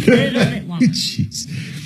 That was cool, and I've always wondered why there aren't any more Killdozers. Yeah, here's what's crazy. They said on that doc I watched, I don't know if it was Netflix or wherever, but it took him a long time to make. I mean, he was in his shop, like, welding this thing together, like, for a long time. Well, who thinks someone's going to do that? I mean, how are you suspicious Well, of why something else like would that? you build it, though, is my point. All these people seeing you weld together a tank? Well, what are you going to use that for? Oh, snowplow. Expect them to do that? Well, I mean, nobody saw 'cause he him got do he got a bulldozer, and then he got all the metal. Like, and he just went. Remember that guy Nick we knew? He was a mechanic of yours, and he was like that too. He had that big Oh, yeah. deuce, whatever thing you call it. He goes out and buys seemed a like one deuce of and a those- half. You know what that is? Our old neighbor, man. Neighbor Dave. Love him. He got divorced, so he moved to Arizona, but we still see him. But this dude, man, he's your kind of guy. I loved him. But I'm telling you, man, if the Russians landed and Red Dawn was a real thing, I'd be at Dave's house. He probably had a Killdozer. Can't wait. Are you a prepper, D? No, I'm not a prepper in the sense that like I stockpile food and stuff. He's only like got that. 2 years worth of shit instead of 5. I have an emergency food supply for my cats. How about ammo? Really? yeah, I was going to say ammo. I got ammo. How much ammo you got? Yeah, okay. What's ammo? That's what I thought. I'd either be going up to Woodland Park or finding Dave in Arizona at this point. Maybe Dimitri. Okay, Tim on YouTube says, someone on this chat knows some dude that helped make the Killdozer. He was a welder. Oh, wow. I don't know who the welder would be. Get him Tim. to call in. I'd love to talk Killdozer. I'd love to talk what a guy topic. I mean, it was so badass watching the news footage, just going through buildings, just Absolutely. like they're not even entire there. buildings. Like Did you see it live? Yes. Yeah. Everybody living here at the time saw it live. It was like Balloon Boy. Oh, you were probably you were too young for Wasn't that Tom's deal chasing the balloon? he was one of a million. He skipped the show that day to go chase his Balloon helicopter Boy. to find the Balloon Boy. Yeah, and he thought Balloon Boy was in there. That was a great dog. But it wasn't just him. You can't say Tom. I mean, everyone. Every news station in Colorado, Fire emergency up and in everyone Fort around the College. country, CNN, Fox News, everybody was live the whole time he was in the air, basically. So what was it? It was fake, right? Like Total fake. Was there an actual balloon in the air? There was an Oh, actual yeah. balloon. It looked like a Jiffy Pop. You ever? He's too young to know what Jiffy fucking Pop is. You don't know what Jiffy Pop is. I don't know what that is. Oh my God! Look up Jiffy Totally Pop. looks like a Jiffy Pop. It was a Right. floating Jiffy You're Pop right. that was the size of this room. And there was a part under it like this. Imagine a balloon. Oh, you just look up Jiffy Pop, man. And the kid was or in the just bottom look up part. Balloon Boy. That'll give you an idea of what the little. Yeah, that's a better idea. Oh, yeah, that's true. You just look up Balloon Boy. Just look up Balloon Boy. Please Google Jiffy Pop. That's the long way. Microwavable popcorn is way easier. Totally. What's the benefit of the stove? Oh man, Oh, Savvy, we just watched the train wreck Balloon Boy too. That's. Oh yeah. Oh, here's one. She's right. Just look up Balloon Boy. I'm trying to describe. Oh, I guess Bo knew the welder guy that helped with the killdozer. But old school Jiffy Pop looked just like that balloon. Oh, it looks like a UFO. Yeah, that's what Jiffy Pop looked like. And that's what Dad was trying to create, was like a UFO looking thing to launch on their wedding anniversary. And he told the cops that his kid was in that bottom part. And all these helicopters and everybody's flying. They're trying to get the kid. And it just blows with the wind. There's no control to it. Henry, they just released a documentary like on Netflix. It's called Trainwreck. Yeah, Trainwreck Balloon Boy. There's also, do you know who Travis Scott is? The Trainwreck Astro World for that concert where people died. That's another episode to watch that was so good. And I think Jiffy Pop, honestly, is way better. So do you think that was his fault? That was Travis's fault? Watch it. Let's talk next time after you see it. I mean, I'll tell you this. I'll never go to a big festival ever again. Oh, yeah, that one. It was, what happened was, I'm they're going to trying hold to her to that. communicate I with never the have to crew go to a festival again. that people are being crushed, but no one's believing these kids. Bunch of them They even died, Travis Scott, at one point they tell Travis, stop. He stops for a second. He's confused, so he keeps going. It's just the communication breakdown was bad. Basically, everybody got paid big time by Nation. What's the big Live ticket Nation company? Live Nation. They paid out just so much money. Our son saw Travis Scott here when he was like 16, and then when I see that like a month ago, I was like, you were at a Travis Scott concert? Those guys are crazy. They just look like maniacs. He looks like he brings the energy, though. I'll tell him, as a performer, if I was into that music, boy, he'd have you going. I've never heard of Travis. It's like a mosh pit from Metallica. Oh, it's crazy. I've never heard of Travis Scott. I've been to a ton of concerts, never seen a crowd like that. Nowadays. For What? the most part, a lot of stuff's like that. It's all that energy just being brought. The only thing that, we saw George Jones. He was nothing like that. Exception. $1,000. Just enter this nationwide keyword on our website. Grand. That's grand.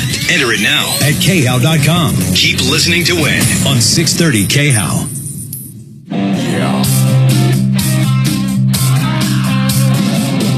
Ripped off, bad news. You need advice so you don't have to lose. We'll come running just as fast as we can. Troubleshooter's gonna help the common man. This is the Troubleshooter Show. Now, Tom Martino. Welcome, my friends, to the only show of its kind. We are here to solve problems, answer questions, take complaints. You've been ripped off or taken advantage of. That's what we do. But I'll tell you, if you don't listen to the YouTube, you really should. We have great conversations in between the breaks, after the live commercials are done. We talk about all kinds of things. We were talking about Balloon Boy and the Killdozer up in Granby. Very interesting things. You think of Colorado in general. Well, hold on. Let me get the phone number out. 303 Martino. You've been ripped off, bad contractor. We've recouped over $300 million. Cash, merchandise, exchanges, refunds, and probably way higher than that if we think about just the education, like diminished value we talked about last hour.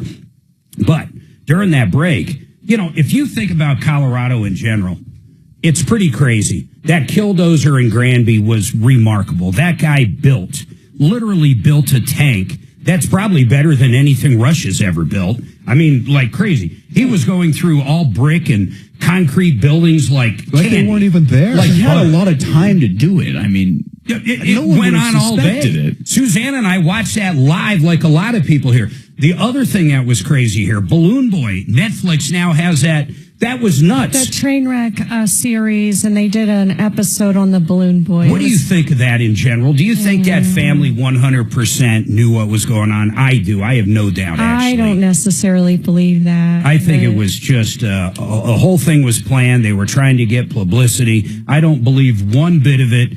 Anybody. What's really amazing to me, in a helium balloon, these people that thought they could really have a 100-pound kid in that size of a helium balloon, I think that's impossible. I guess my thing is, Mark, on the documentary, like here we are 20 years later, and the parents were still in tears thinking about that little boy being in that balloon. Oh, big time. The neighbors. I didn't think they were acting. But I think they were acting. I mean, I try to believe the best in people, so I don't know. Yeah, I think it was purely based on them wanting a reality show, but that's my opinion. Stunt.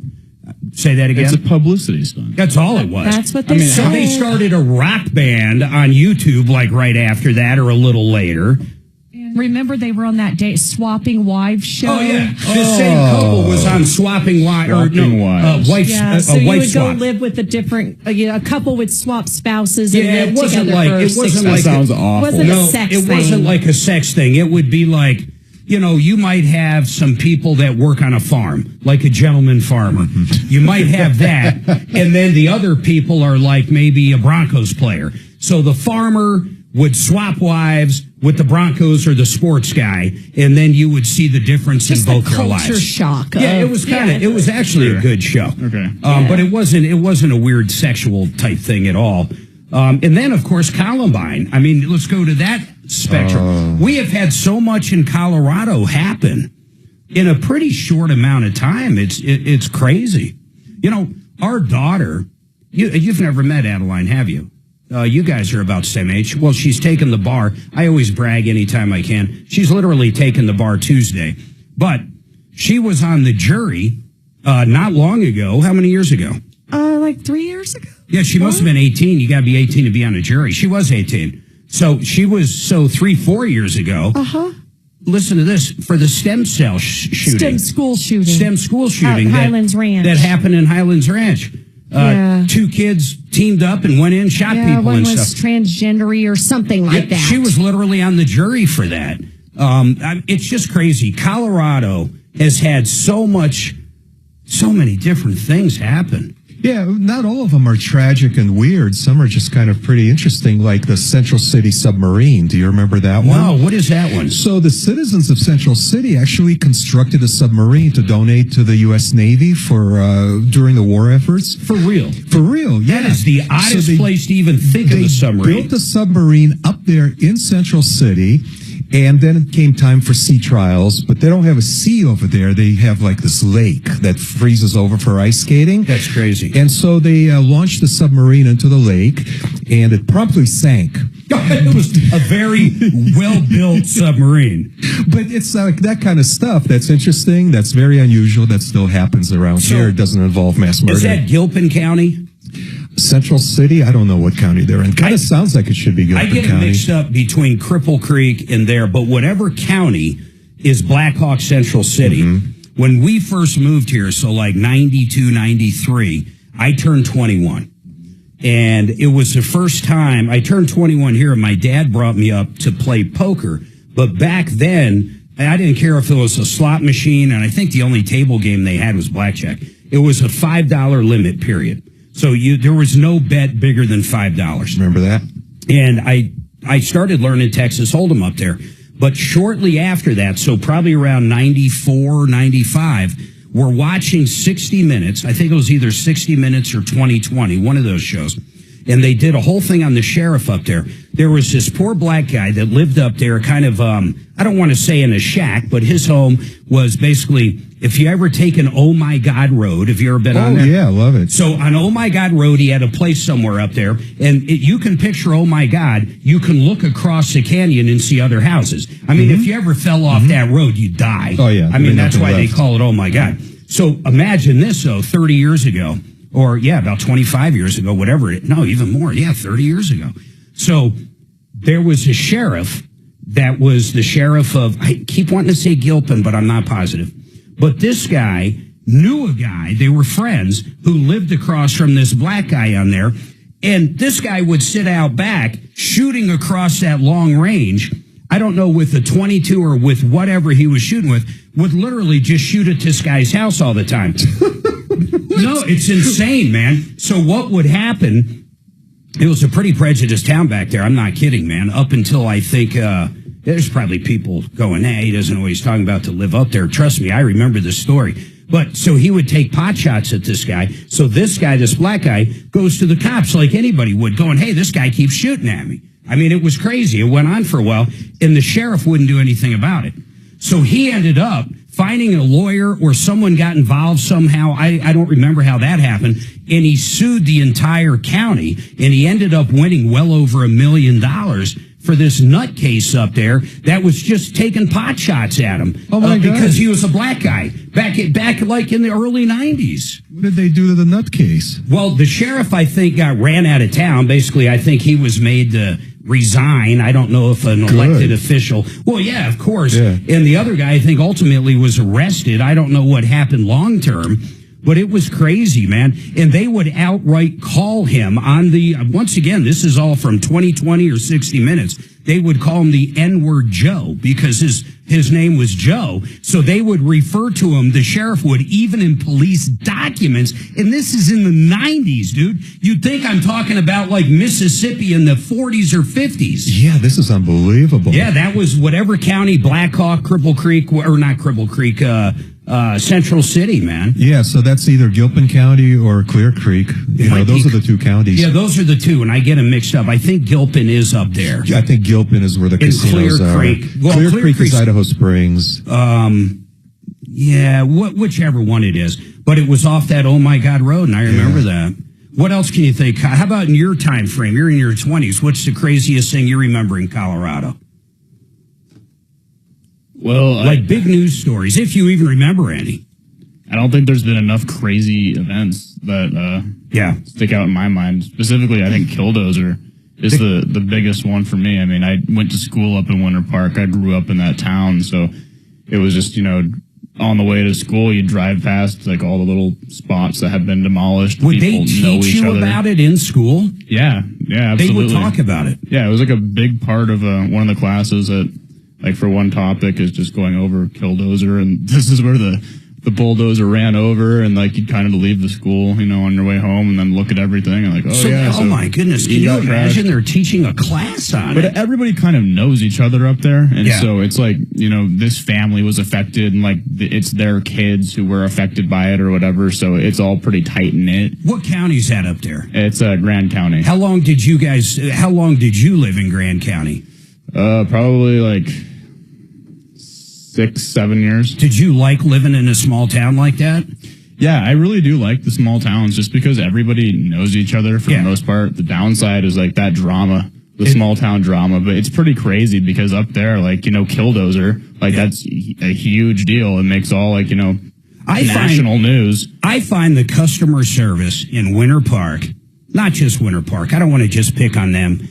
Breckenridge is a little better, though. Actually, I think the service... I like Breck. The service in Breckenridge is good. The service in Aspen sucks. The service, like, in Vail sucks. And I'm talking just anywhere.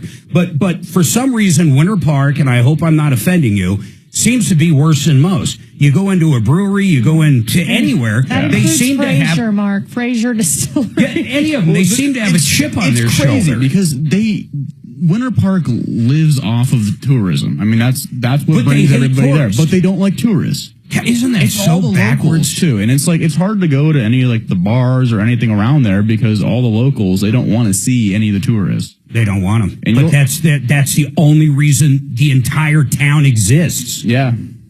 I mean, it's bizarre. maybe not going back to the gold rush days, but pretty much. I mean, the only reason Winter Park's around is because of tourists now. It supports the whole town too. So the wild part about it is that, it's hard to keep a job sometimes up there just because of the seasonal events, the skiing and everything like that. Yeah. But they don't want the people coming. You're an avid snowboarder, right? Skier, snowmobiling. So you go everywhere, but let's just talk different. So you've been to all of them. You probably have the Summit Pass or whatever. Where would you say is the worst customer service? Like you take something really high like Aspen. Do you find Aspen at a restaurant? I'm not talking the skiing. I mean, the customer service at restaurants, bars, whatever. Do you find Winter Park worse than those, or have you seen worse ones? Yeah, I think Winter Park is probably up there because Aspen, like they're a lot more courteous because they know people have money. Yeah, and okay. so they treat everybody a little differently. Whereas like Winter Park, it's not quite as small as like Loveland, but Loveland doesn't have like a big population there, and Steamboat and all those other towns are pretty posh. Or Winter Park is quickly getting there, but it's still very tight knit. Let me take Dominic real quick. Dominic, it says you got a problem with a hospital. What's going on real quick, Dominic? And then I got to take a quick break, but I promise I'll come right back to you. But in a nutshell, what's going on? I fell down. I hurt myself. And the next thing I knew, I was in custody. In custody? You mean like police custody? Yeah, something like that. Where did you wake up? Hold on just a second. What hospital is this?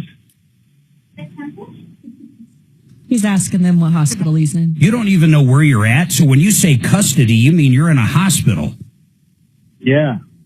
What hospital, Dominic? I mean, I'm like, do I got to send Deputy D down there to rescue you? I mean, hold on a second, man. I got to get some context to this. Well, he's like, what hospital is this?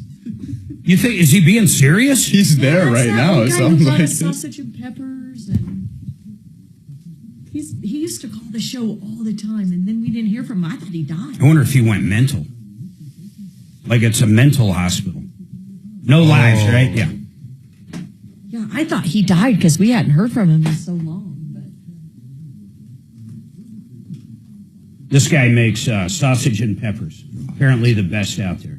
Well, he used to. Now he doesn't know where he's at. The YouTube he's brought up Aurora Theater shooting. Oh my God! How did we ever forget and the that? Nathan Dunlap Chuck E. Cheese. Oh my God! Chuck E. Cheese Dunlop. Oh, What? John Benet Ramsey. That's another crazy one. Oh my God!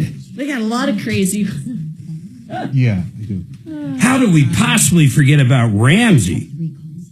Oh yeah, so Nathan Dunlop. yeah, whenever Mark wants me to. And then Aurora Theater, and then the King Super Boulder. That affected one of our listeners, Susan Liker. Her stepdaughter died in that. On which one? King Super Boulder shooting. Oh yeah, that was horrible. That was recent. Yeah. Yeah, the Joker, man. The United Airplane bombing. The what? Oh yeah, but you're going back to the 40s. 60s. Oh, that. Okay, so the son or something. Yeah, he he's wanted to always kill his reaching out mom. Here. Wait a minute. Oh. There's somebody who's always reaching out to me, trying to get. He's The been guy that trying wrote to get the a book. commemorative thing out there in that field. Oh. So One of his he parents wrote a book. lost their lives He told in the Kelly like I helped him in writing his book or something. I don't know. Anyway, he called me about 6 months ago, but He was a pretty old guy. anyway, I don't know if it was like somehow he's connected to that plane bombing. Or whatever. Somehow. I cannot believe I didn't think of Ramsey or the Joker. I just can't believe it. Planned Parenthood shooting in Colorado Springs. Yeah. Really, Falco? That wasn't long ago. I forget about It's like one dude. Oh, Club Q. How many people died in Club Q? That was pretty 13. huge. 13 Was or that 14. the shooting in the Springs? Yeah. The gay bar. We passed that, not on purpose. We were going bowling up there a while back, and there's Club Q. It's I don't know if eerie. it's not the killing stuff, but the Ted Haggard guy down there. Oh, my God. Yeah, Do you remember, Dragon, were you around where How about the Arapahoe County the Sheriff? minister was the guy that was anti-gay, anti-everything? You couldn't believe it. He was on with Peter Boyles for a while, and he was having gay guys come in and snort coke off of them. Okay. As you do. How tacky. By the Mark, way, what you about guys that Arapahoe also County Sheriff guy, Sullivan? Oh, my God. Tom went after Sullivan. Why? This guy Patrick was a Sullivan? sheriff. Holy shit. How did we forget about all these things? Colorado's crazy. So check this out, man. The guy is literally Arapahoe County. Yeah. Arapahoe County Sheriff. Sullivan. Okay? Tom gets a call. The Arapahoe County Sheriff is going into these They're not bars. They're where you get a rub down, like a massage parlor. He's going into the rub down. Yeah, the rub and tug or whatever. God. Yeah, he's getting the happy endings and shit. So they're going, hey, Sullivan is going into these places and getting teenagers and trading them drugs for sex acts. The guy was sheriff at the time. He did a full sting on him, and it was true as hell. Tom did? Yeah.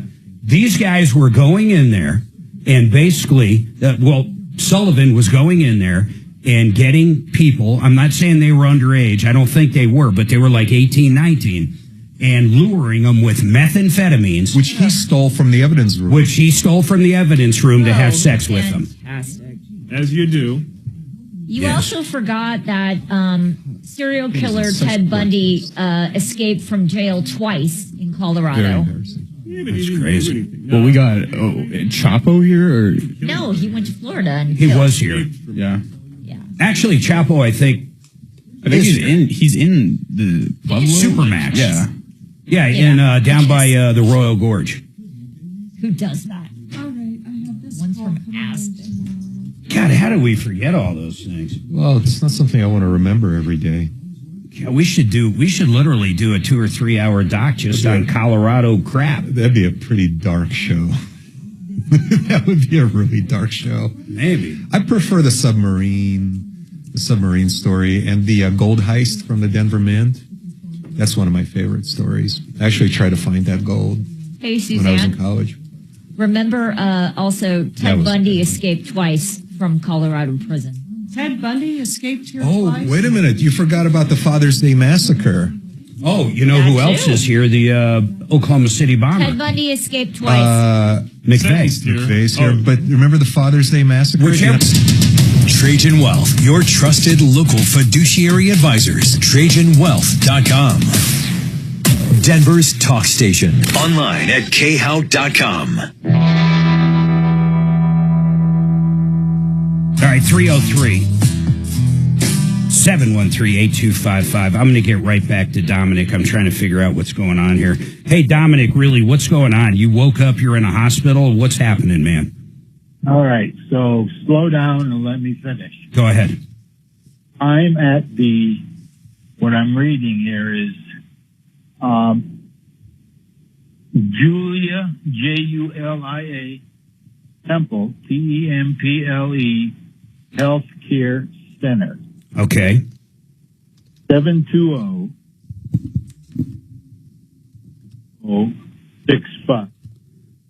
Okay. All right. And why are you there? I don't know. I fell and I don't have the memory. Okay. How long have you been there? Do you know that? Approximately 10 to 15 days. Do you remember falling? No. You don't remember falling. What's the last thing you recall outside of the hospital or outside of the healthcare center? It was raining. No, I mean, were you at home or where were you? I think at home. Okay. So basically where you're at, I mean, it's kind of they help people with rehab, and I'm not talking about drugs. And it's kind of a nursing home too. I bet when you fell, you injured yourself enough to where whomever makes that decision, and if there's nobody, maybe even the state made the decision that you need to go somewhere for either rehab or for assistance in living. Okay. Can I possibly talk to whomever you're discussing things with there behind the scene? I don't know if it's a nurse or who it is. Well, I don't know if they're nurses either. They're illegals. Well, that really doesn't matter. But can I talk to someone there? Will they talk to me real quick? Yeah, yes. Hold on a second. It does matter because you can't convey to them. Well, let me try though. All right. Well, there's one that just went by. Yeah, I would really like to do that. I don't think you're in any imminent danger. I think you're very confused. There's no doubt I'd be confused too, Dominic. Hey, I recognize your voice, I think from years ago. Did you used to make sausage and peppers? Seriously? Yep, all the time. Yeah, you were a frequent caller back in the day. I just have not heard from you for a long time. Well, Tom heard from me about 6 weeks ago. Could I want to do something here. I want you to give Kelly, do you know your cell phone number? I know you're calling from your cell phone. I don't want you to give the number out, but do you know your cell phone number? Yeah. Okay. I want you to give it to Kelly. I'm going to have Tom reach out to you probably after the show, okay? They're going to take me away. They said they're going to put me in therapy. Okay. Therapy for what? Does your leg hurt? Does your arm hurt? Your shoulder? Your hip? What hurts? All my bones hurt. Oh, my goodness. That must have been a heck of a fall. Did they tell you, has anybody told you, like, where they found you, what condition you were in? No. Man, can you walk? No. I think, don't you think, I understand you're confused, but don't you think it's good they're actually trying to work on you and rehab you?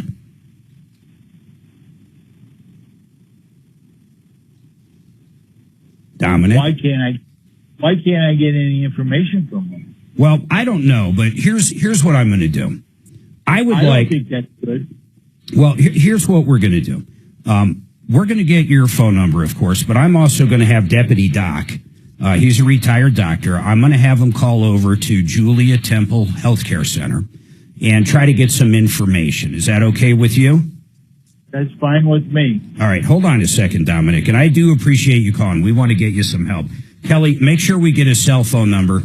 I want to get everything to Doc and Tom. Whatever you send to one, send to the other. And let's make sure someone calls over to Julia Temple, and let's just find out what's going on. I don't think there's anything nefarious whatsoever. I think what's happening is he's very confused, and he's probably scared and afraid right now, just like I'd be. Go ahead, Susan. Hey, Mark, one of our YouTubies says that Julia Temple is a skilled nursing center. Yeah. So not like a hospital.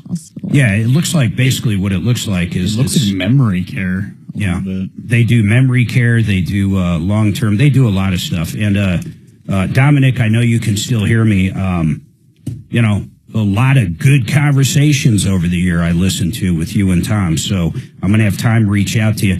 Get that cell phone charged, though, and then if you need anything in there, maybe we can flip the tables and make you some sausage and peppers, but give everything to Kelly.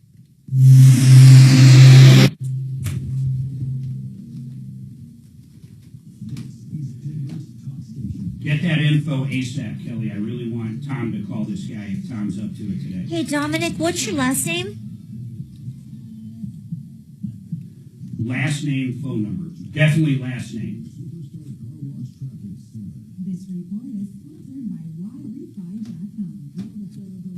Okay, I got you, Dominic.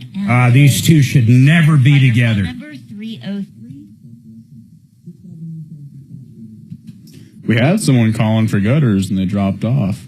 Perfect. Okay, I got it. I'm going to send this. Yeah, I wish I even knew what the to question one of our was. deputies and also to Tom, We'll and talk they're about going to that reach out to specially. you. Okay. Sounds good. Thank you. All right, Dominic. All right, you take care. Okay. Boy, that one shook me up a little.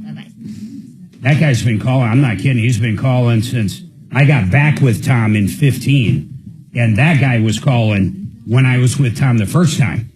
Gravina's. Check it out. Over 20 different manufacturers of windows they represent with over 50 different lines. If you need a window, these guys are going to have it. I love how they come out and they talk to you about all their products, maybe siding, beautiful entry doors. We got a sliding glass door for our kitchen from them. We absolutely love the experience. They come out, show you the samples, tell you all about the different product lines. Then you choose one and they set up an installation date and it went perfect. You're going to love Gravina's.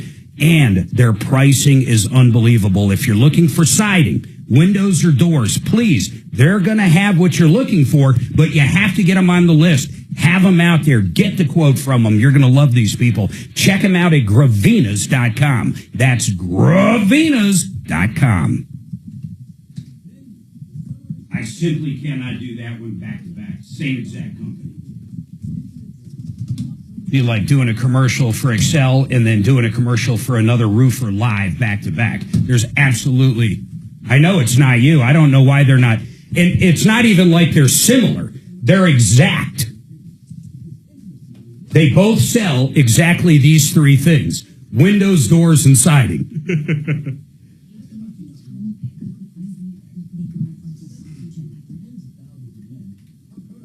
Martino? I don't know. It depends on how he's feeling. Just text him. Did you get the info?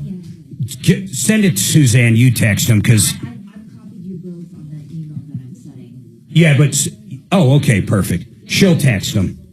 She's got a certain ring on his phone. Where you just go to voicemail. I'm kidding, Kelly. She's just probably taking you seriously. Doesn't even ring. Ding, ding, ding, ding, ding. It's one of those ones that's, it doesn't, if you're unlisted in the phone, it doesn't ring. It forwards. It forwards back to her. So when she calls Tom, her call waiting goes off. Oh, wait, that would be funny.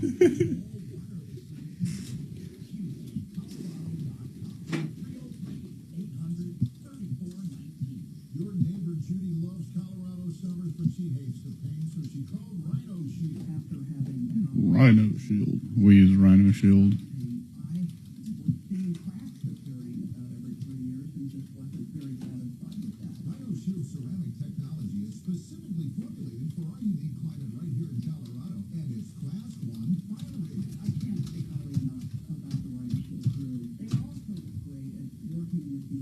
Oh, yeah, that's exactly what I want.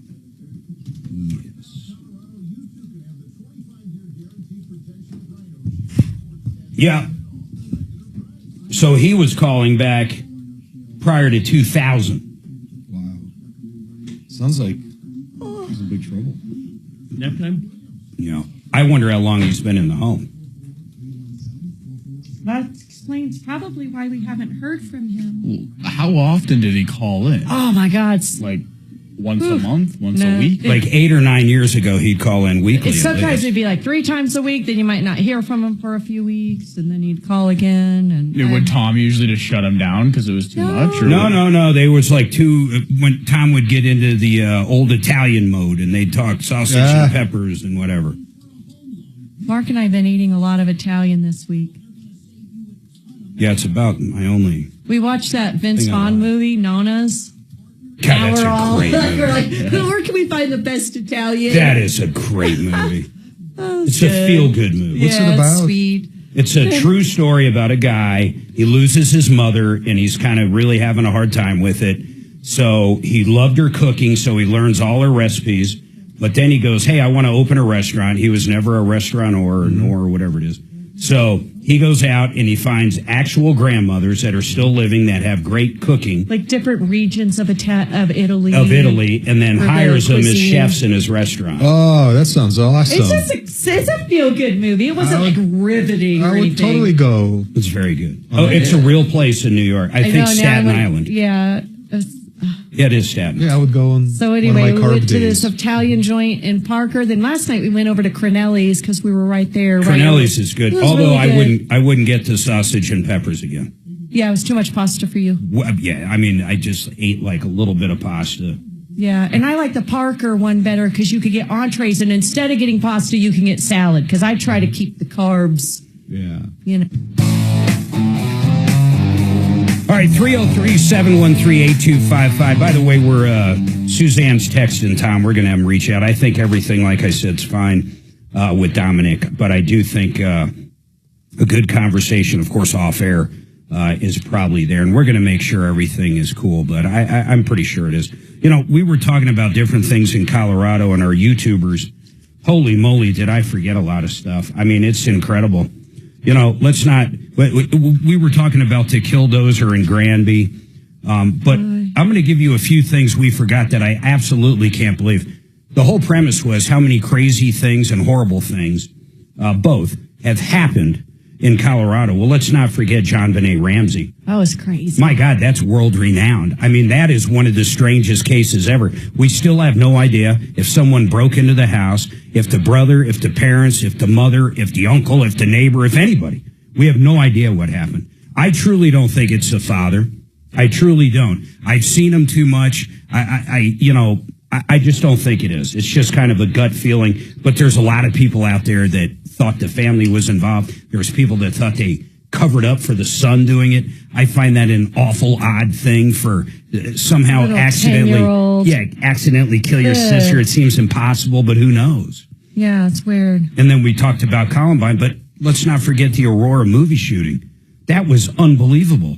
That was like the most horrific thing ever. That guy booby-trapped his apartment. Remember that? So the police would blow up. My Goodyear up on Peoria in Montbello was on that same road. He was right down there. They had that blocked off for days. I mean, not only did he try to kill all the law enforcement that was going to show up, but he killed how many people? It was a lot of people in that theater. Yeah. No chance of getting away. And then Club Q in Colorado Springs. That was unbelievable. I think, what was that, 13, 14 people? A lot of people. Yeah. Ted Haggard. Anybody remember that one? No one died there. No. No one died there, but this guy was an evangelistic preacher down at, what church was that? I don't want to say it wrong. Whoa. I don't remember, so I'm not going to say the name of the church, but it was a mega church in Colorado Springs. Big mega church. And he would get up there every Sunday and other days and talk about how horrible gay people were and all. You name it, the vile crap came out of his mouth. Then, I'll never forget, Peter Boyles actually interviewed this guy after it all came out. But he would actually he was gay. I'll cut right to the chase. Ted Haggard was gay. And he was also a meth head. And he would have gay masseuses come over with meth and, they would do their thing. But then the very next day, of course, if that happened on a Saturday, he's up bitching about gay people. It's really incredible. The hypocrisy is unbelievable. But Peter Boyles had in and pretty much, I think, broke the story back in the day. The masseuse. He had the masseuse in studio. In fact, probably this studio right here, if I had to guess. I don't remember what year it happened, but I guess it was here. Could have been at 13th and Lawrence, but I think it was here. And had this guy in, and sure enough, he had recordings, he had everything. He had the goods. And how do you do that? How do you get up, not one or two parishioners, how do you get up in front of thousands upon thousands of people live, not to mention all the people that would listen on their, I don't even know what you call it nowadays, their cable channel or whatever it was, and have such different things to say? It's amazing to me. And then you mentioned the one with the Mint. Oh, there was a really great heist story at the Denver Mint. So one year they did a gold audit because every year they found that they're missing a tiny little bit of gold, and it went on for about 30 years. And they did this huge gold audit. They compared the numbers of all the gold that they received to all the weight of all the gold coins they shipped out. And it turned out to be about a $30 million gap. Oh, my God. And so they started the investigation. They want the gold back. And they concentrated on long-term employees who've been working at the Mint. Which makes the most sense. Right, because it's literally like a 30-year period of losses. Talk about patience. Yeah. And so what they found is one guy over there happened to have a wooden leg, like from the old days. Literally. Yeah. So this is all true story. This is all a true story. There was one time I tried to find the gold in Capitol Hill. How was he hiding it in his wooden leg? There was a secret compartment in his wooden leg. And he was taking a little bit at a time. Just a few grains, just a little bit, over 30 years? Over 30 years, yeah. And so it all added up to a huge amount of gold. Did they get him? They arrested him. He confessed, but he wouldn't tell them where the gold is. So it's still there. And it's somewhere in Capitol Hill. He lived in Capitol Hill. And this is not some kind of unsolved mystery. Oh, it's an unsolved mystery. Well, I mean, I guess it's true though, is what I'm asking. It's not. Right. It's not a lure. It's not a wives' tale. It's not urban myth territory, right? That's crazy. I never heard of that. But the myth never recovered. The guy went to the grave with a secret. They never found the gold. So one night when I was in college, we were renting a house in Capitol Hill. And after a little bit of pizza and beer, maybe a lot. Maybe a lot of beer and a little pizza. And 2 little brain cells left. And my friends and I thought, what if you lived in this house? And the house had a dark basement. It was like an 1880s. So you started digging? We dug up that basement. I think you had more than beer that night. You wouldn't believe. We looked like coal miners. It's crazy. We didn't find the gold. I assume you didn't because you're sitting here.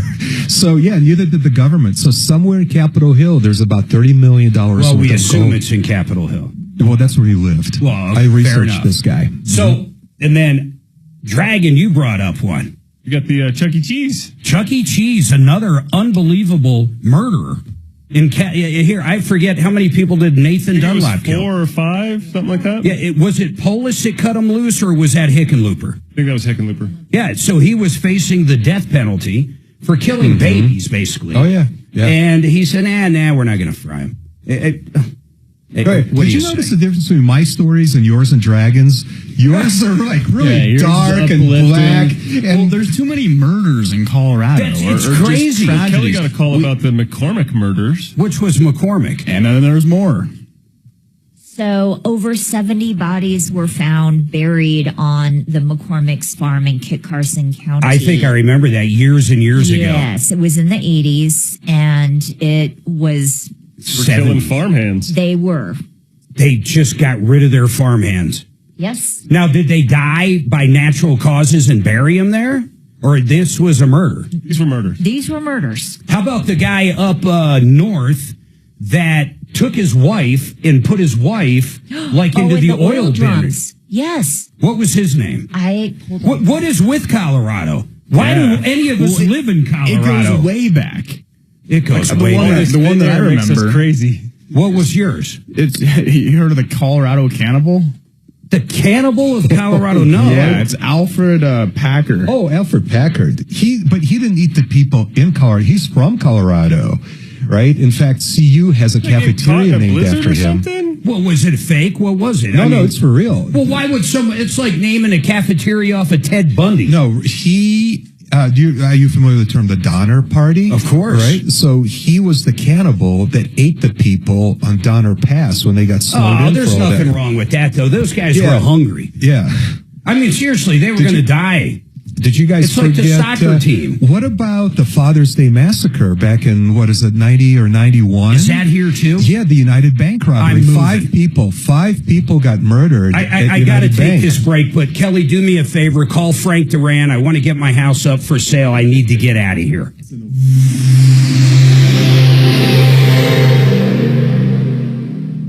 Crazy stuff happening. Yeah, you guys have all these dark and terrible and discouraging stories, and mine are kind of like happy and interesting. And we're gonna go find the gold and gonna go find the submarine.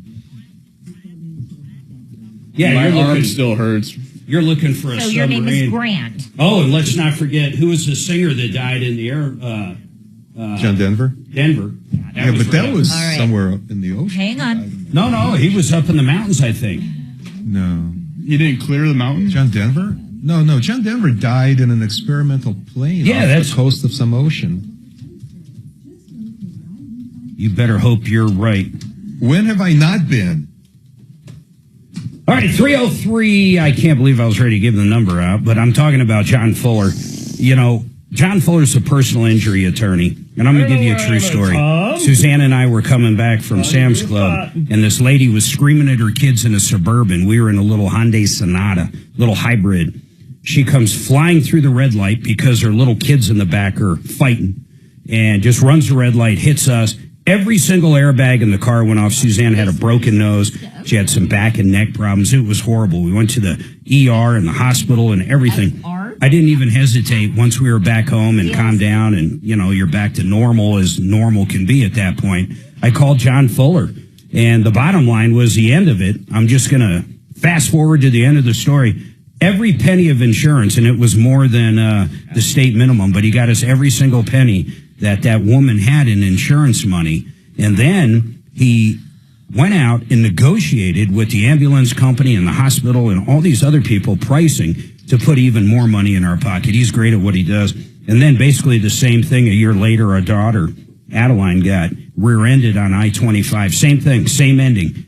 Can't get a better ending. You want the best personal injury attorney? 303-597-4500. He'll talk to you anytime for free with a car accident, of course. 303-597-4500 or fullerlaw.com.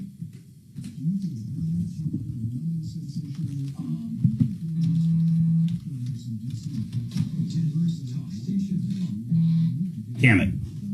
He doesn't have fullerlaw.com anymore.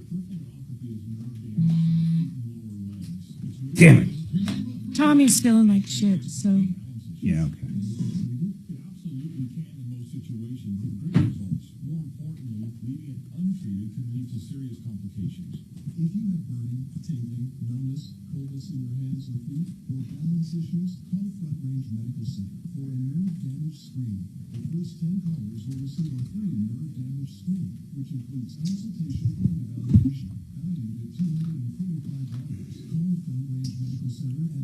Tomorrow's going to be a hoot, man.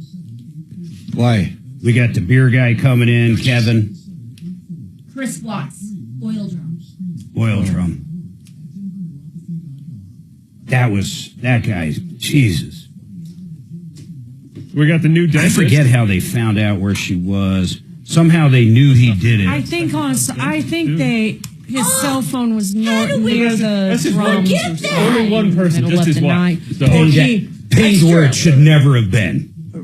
Right. Or he said he was out there at 4 a.m, like when you're generally not out there. Something weird. The middle of nowhere. The McCormick murder somebody called in about. Yes. He didn't want to call. What was that one? Yeah. That just happened. Yeah, and it's stuff in Texas. It was so funny. There's one person in the state that could get that medication, and it was him. That pretty much limits it down to that.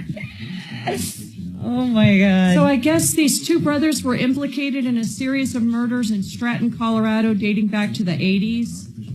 Oh, and by the way, Mr. McCormick one? Yeah. I never heard of that. Crazy. I just California never heard is where he died. the victims were likely homeless individuals That's who were what I hired said. to work on No, land. you said- I said near the ocean. Oh, big You deal. said he died in Colorado. Oh, And I okay. said, no, he died. Okay, let me ask you he this. He died off the coast of some ocean. Let me ask you Yeah. something. Is the moon close to the ocean? No. Okay. Is the sun close to the ocean? No. Okay. Is Colorado close to the ocean? No. Okay. See, you have no sense of you have no sense. One is billions of miles away. Relatively speaking, we are close to the ocean, no matter how you look at it. Closer to the ocean. No, close. That doesn't make us close. It's a hop, skip. But I actually said he died off the coast of an ocean. How long would it take an F-22 Raptor to get from Colorado to the ocean? -7 3 minutes. Am I close? Are you on air? Was he on air? Yeah, he answered on air. It's all right. Yeah. No, it's all right. Just don't hit the button right now. Right. Click off. You did pretty good. What were you saying? 3 minutes. 3 minutes? You think that's a real time? It probably is. So, but according to Dimitri, being 3 minutes away from the ocean is not close. So I just want everybody to understand that. So does it follow then you think that John Denver was flying an F-22 Raptor when he died? Oh my God. It was experimental. Oh my God. Oh, there was look at this Portals to Hell. Not to There's throw you for a wrench, but I don't know if you're thinking. It's just dawned on me. Telling you to do house spots. Are you thinking it's Wednesday? Because you've got Wednesday ones checked off, but not one Thursday one. Well, It's Thursday. I've done a lot of house spots. Well, that's what I'm trying to figure out. Fix It's done. Renew was done yesterday. I think 15 minutes. I definitely You've done Dan did. a couple of times. I did to an ocean. I did a long ass water pros. In what plane? I did a Denver regen. I did not do a one clear choice. You did Frank. You were talking. Well, no, you're right. I did do Frank. Okay, that so was you just kind haven't of been checking them fun off. and short, but yeah, you did it. Like, what the heck? And then let me check off Make Fun of Dimitri. I got that one. That's a house spot. But that's on again. it's in heavy rotation. There's 4 of those. Oh, Lord. The foot at Obama's direction on the Russia collusion hoax. Daily Caller White House correspondent Reagan Reese has the latest. Thursday on Ryan Schuling Live.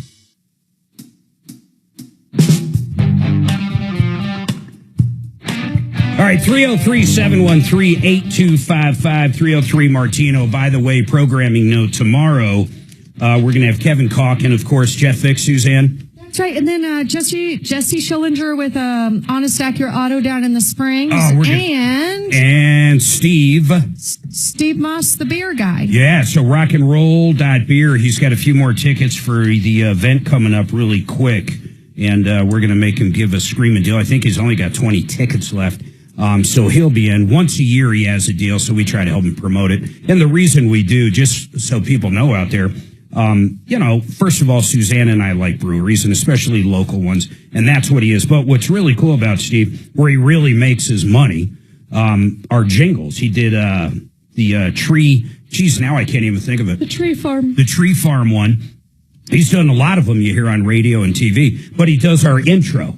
So he, every intro that I think we've ever had, he's the one that puts it together. It's really cool. But 303 Martino, don't forget that. We're going to have a great time tomorrow. And then I do want to talk to Henry Brett real quick.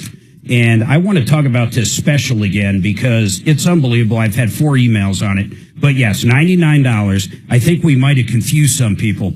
Generally speaking, a 1-story house for gutter cleaning through Excel is $299, and a 2-story is $399. What they're doing for Troubleshooter Martino listeners right now, you got to mention it though. You got to say, hey, even if you call tomorrow, it doesn't matter, but it's for residential homes only. They'll come out and clean your gutters, and they do a great job. They do all the downspouts. They do everything. They're out cleaning our gutters twice a year, every year for the past 5 years. And, of course, you guys did our roof. And it's way cheaper than buying one of those gutter helmets or any of those kind of products. There's no doubt about that. Plus, it really works. They do a great job. It's the best $99 you've ever spent. And if you're wondering if you had hail damage this year at all, because maybe your neighbor's got a new roof, they'll look for that too if you want. And if you have any kind of issues, they'll look for that while their guys are up there. But you guys send out a true crew, right? Yeah, so for all of our gutter cleanings, we'll send out a crew of guys to go up there and clean out all the gutters, downspouts, everything up on that roof. And yeah, it's $99. So it takes whatever usually the house. 2-3 on our house. It's usually over 3 hours. Yeah, well, yeah, that would be a bigger project. A lot of these are a little smaller, but we have gotten houses that are, giant, some that are small, and for all the Martino listeners, if you call into our office, $99. Yeah, and just mention the Martino special. We'll come out and clean your residential gutters for $99.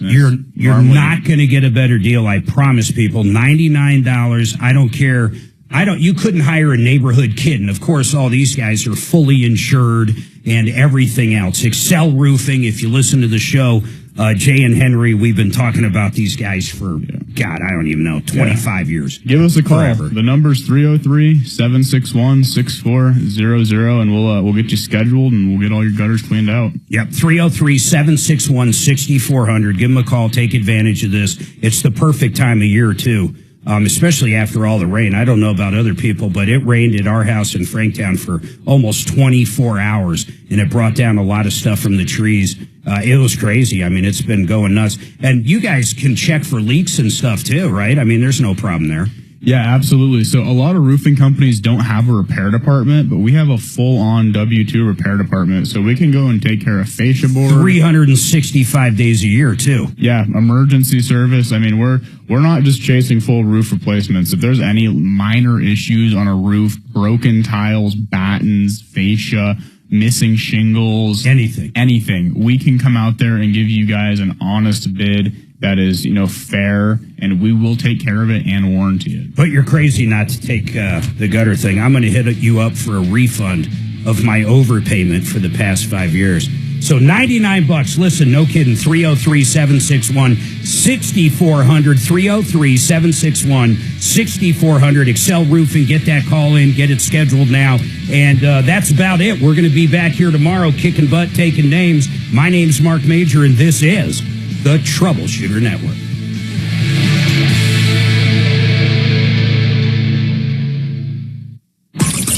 Follow Tom Martino at Real Tom Martino And stay connected with all of us at 630 KHOW, KHOW.com. and on the iHeartRadio app.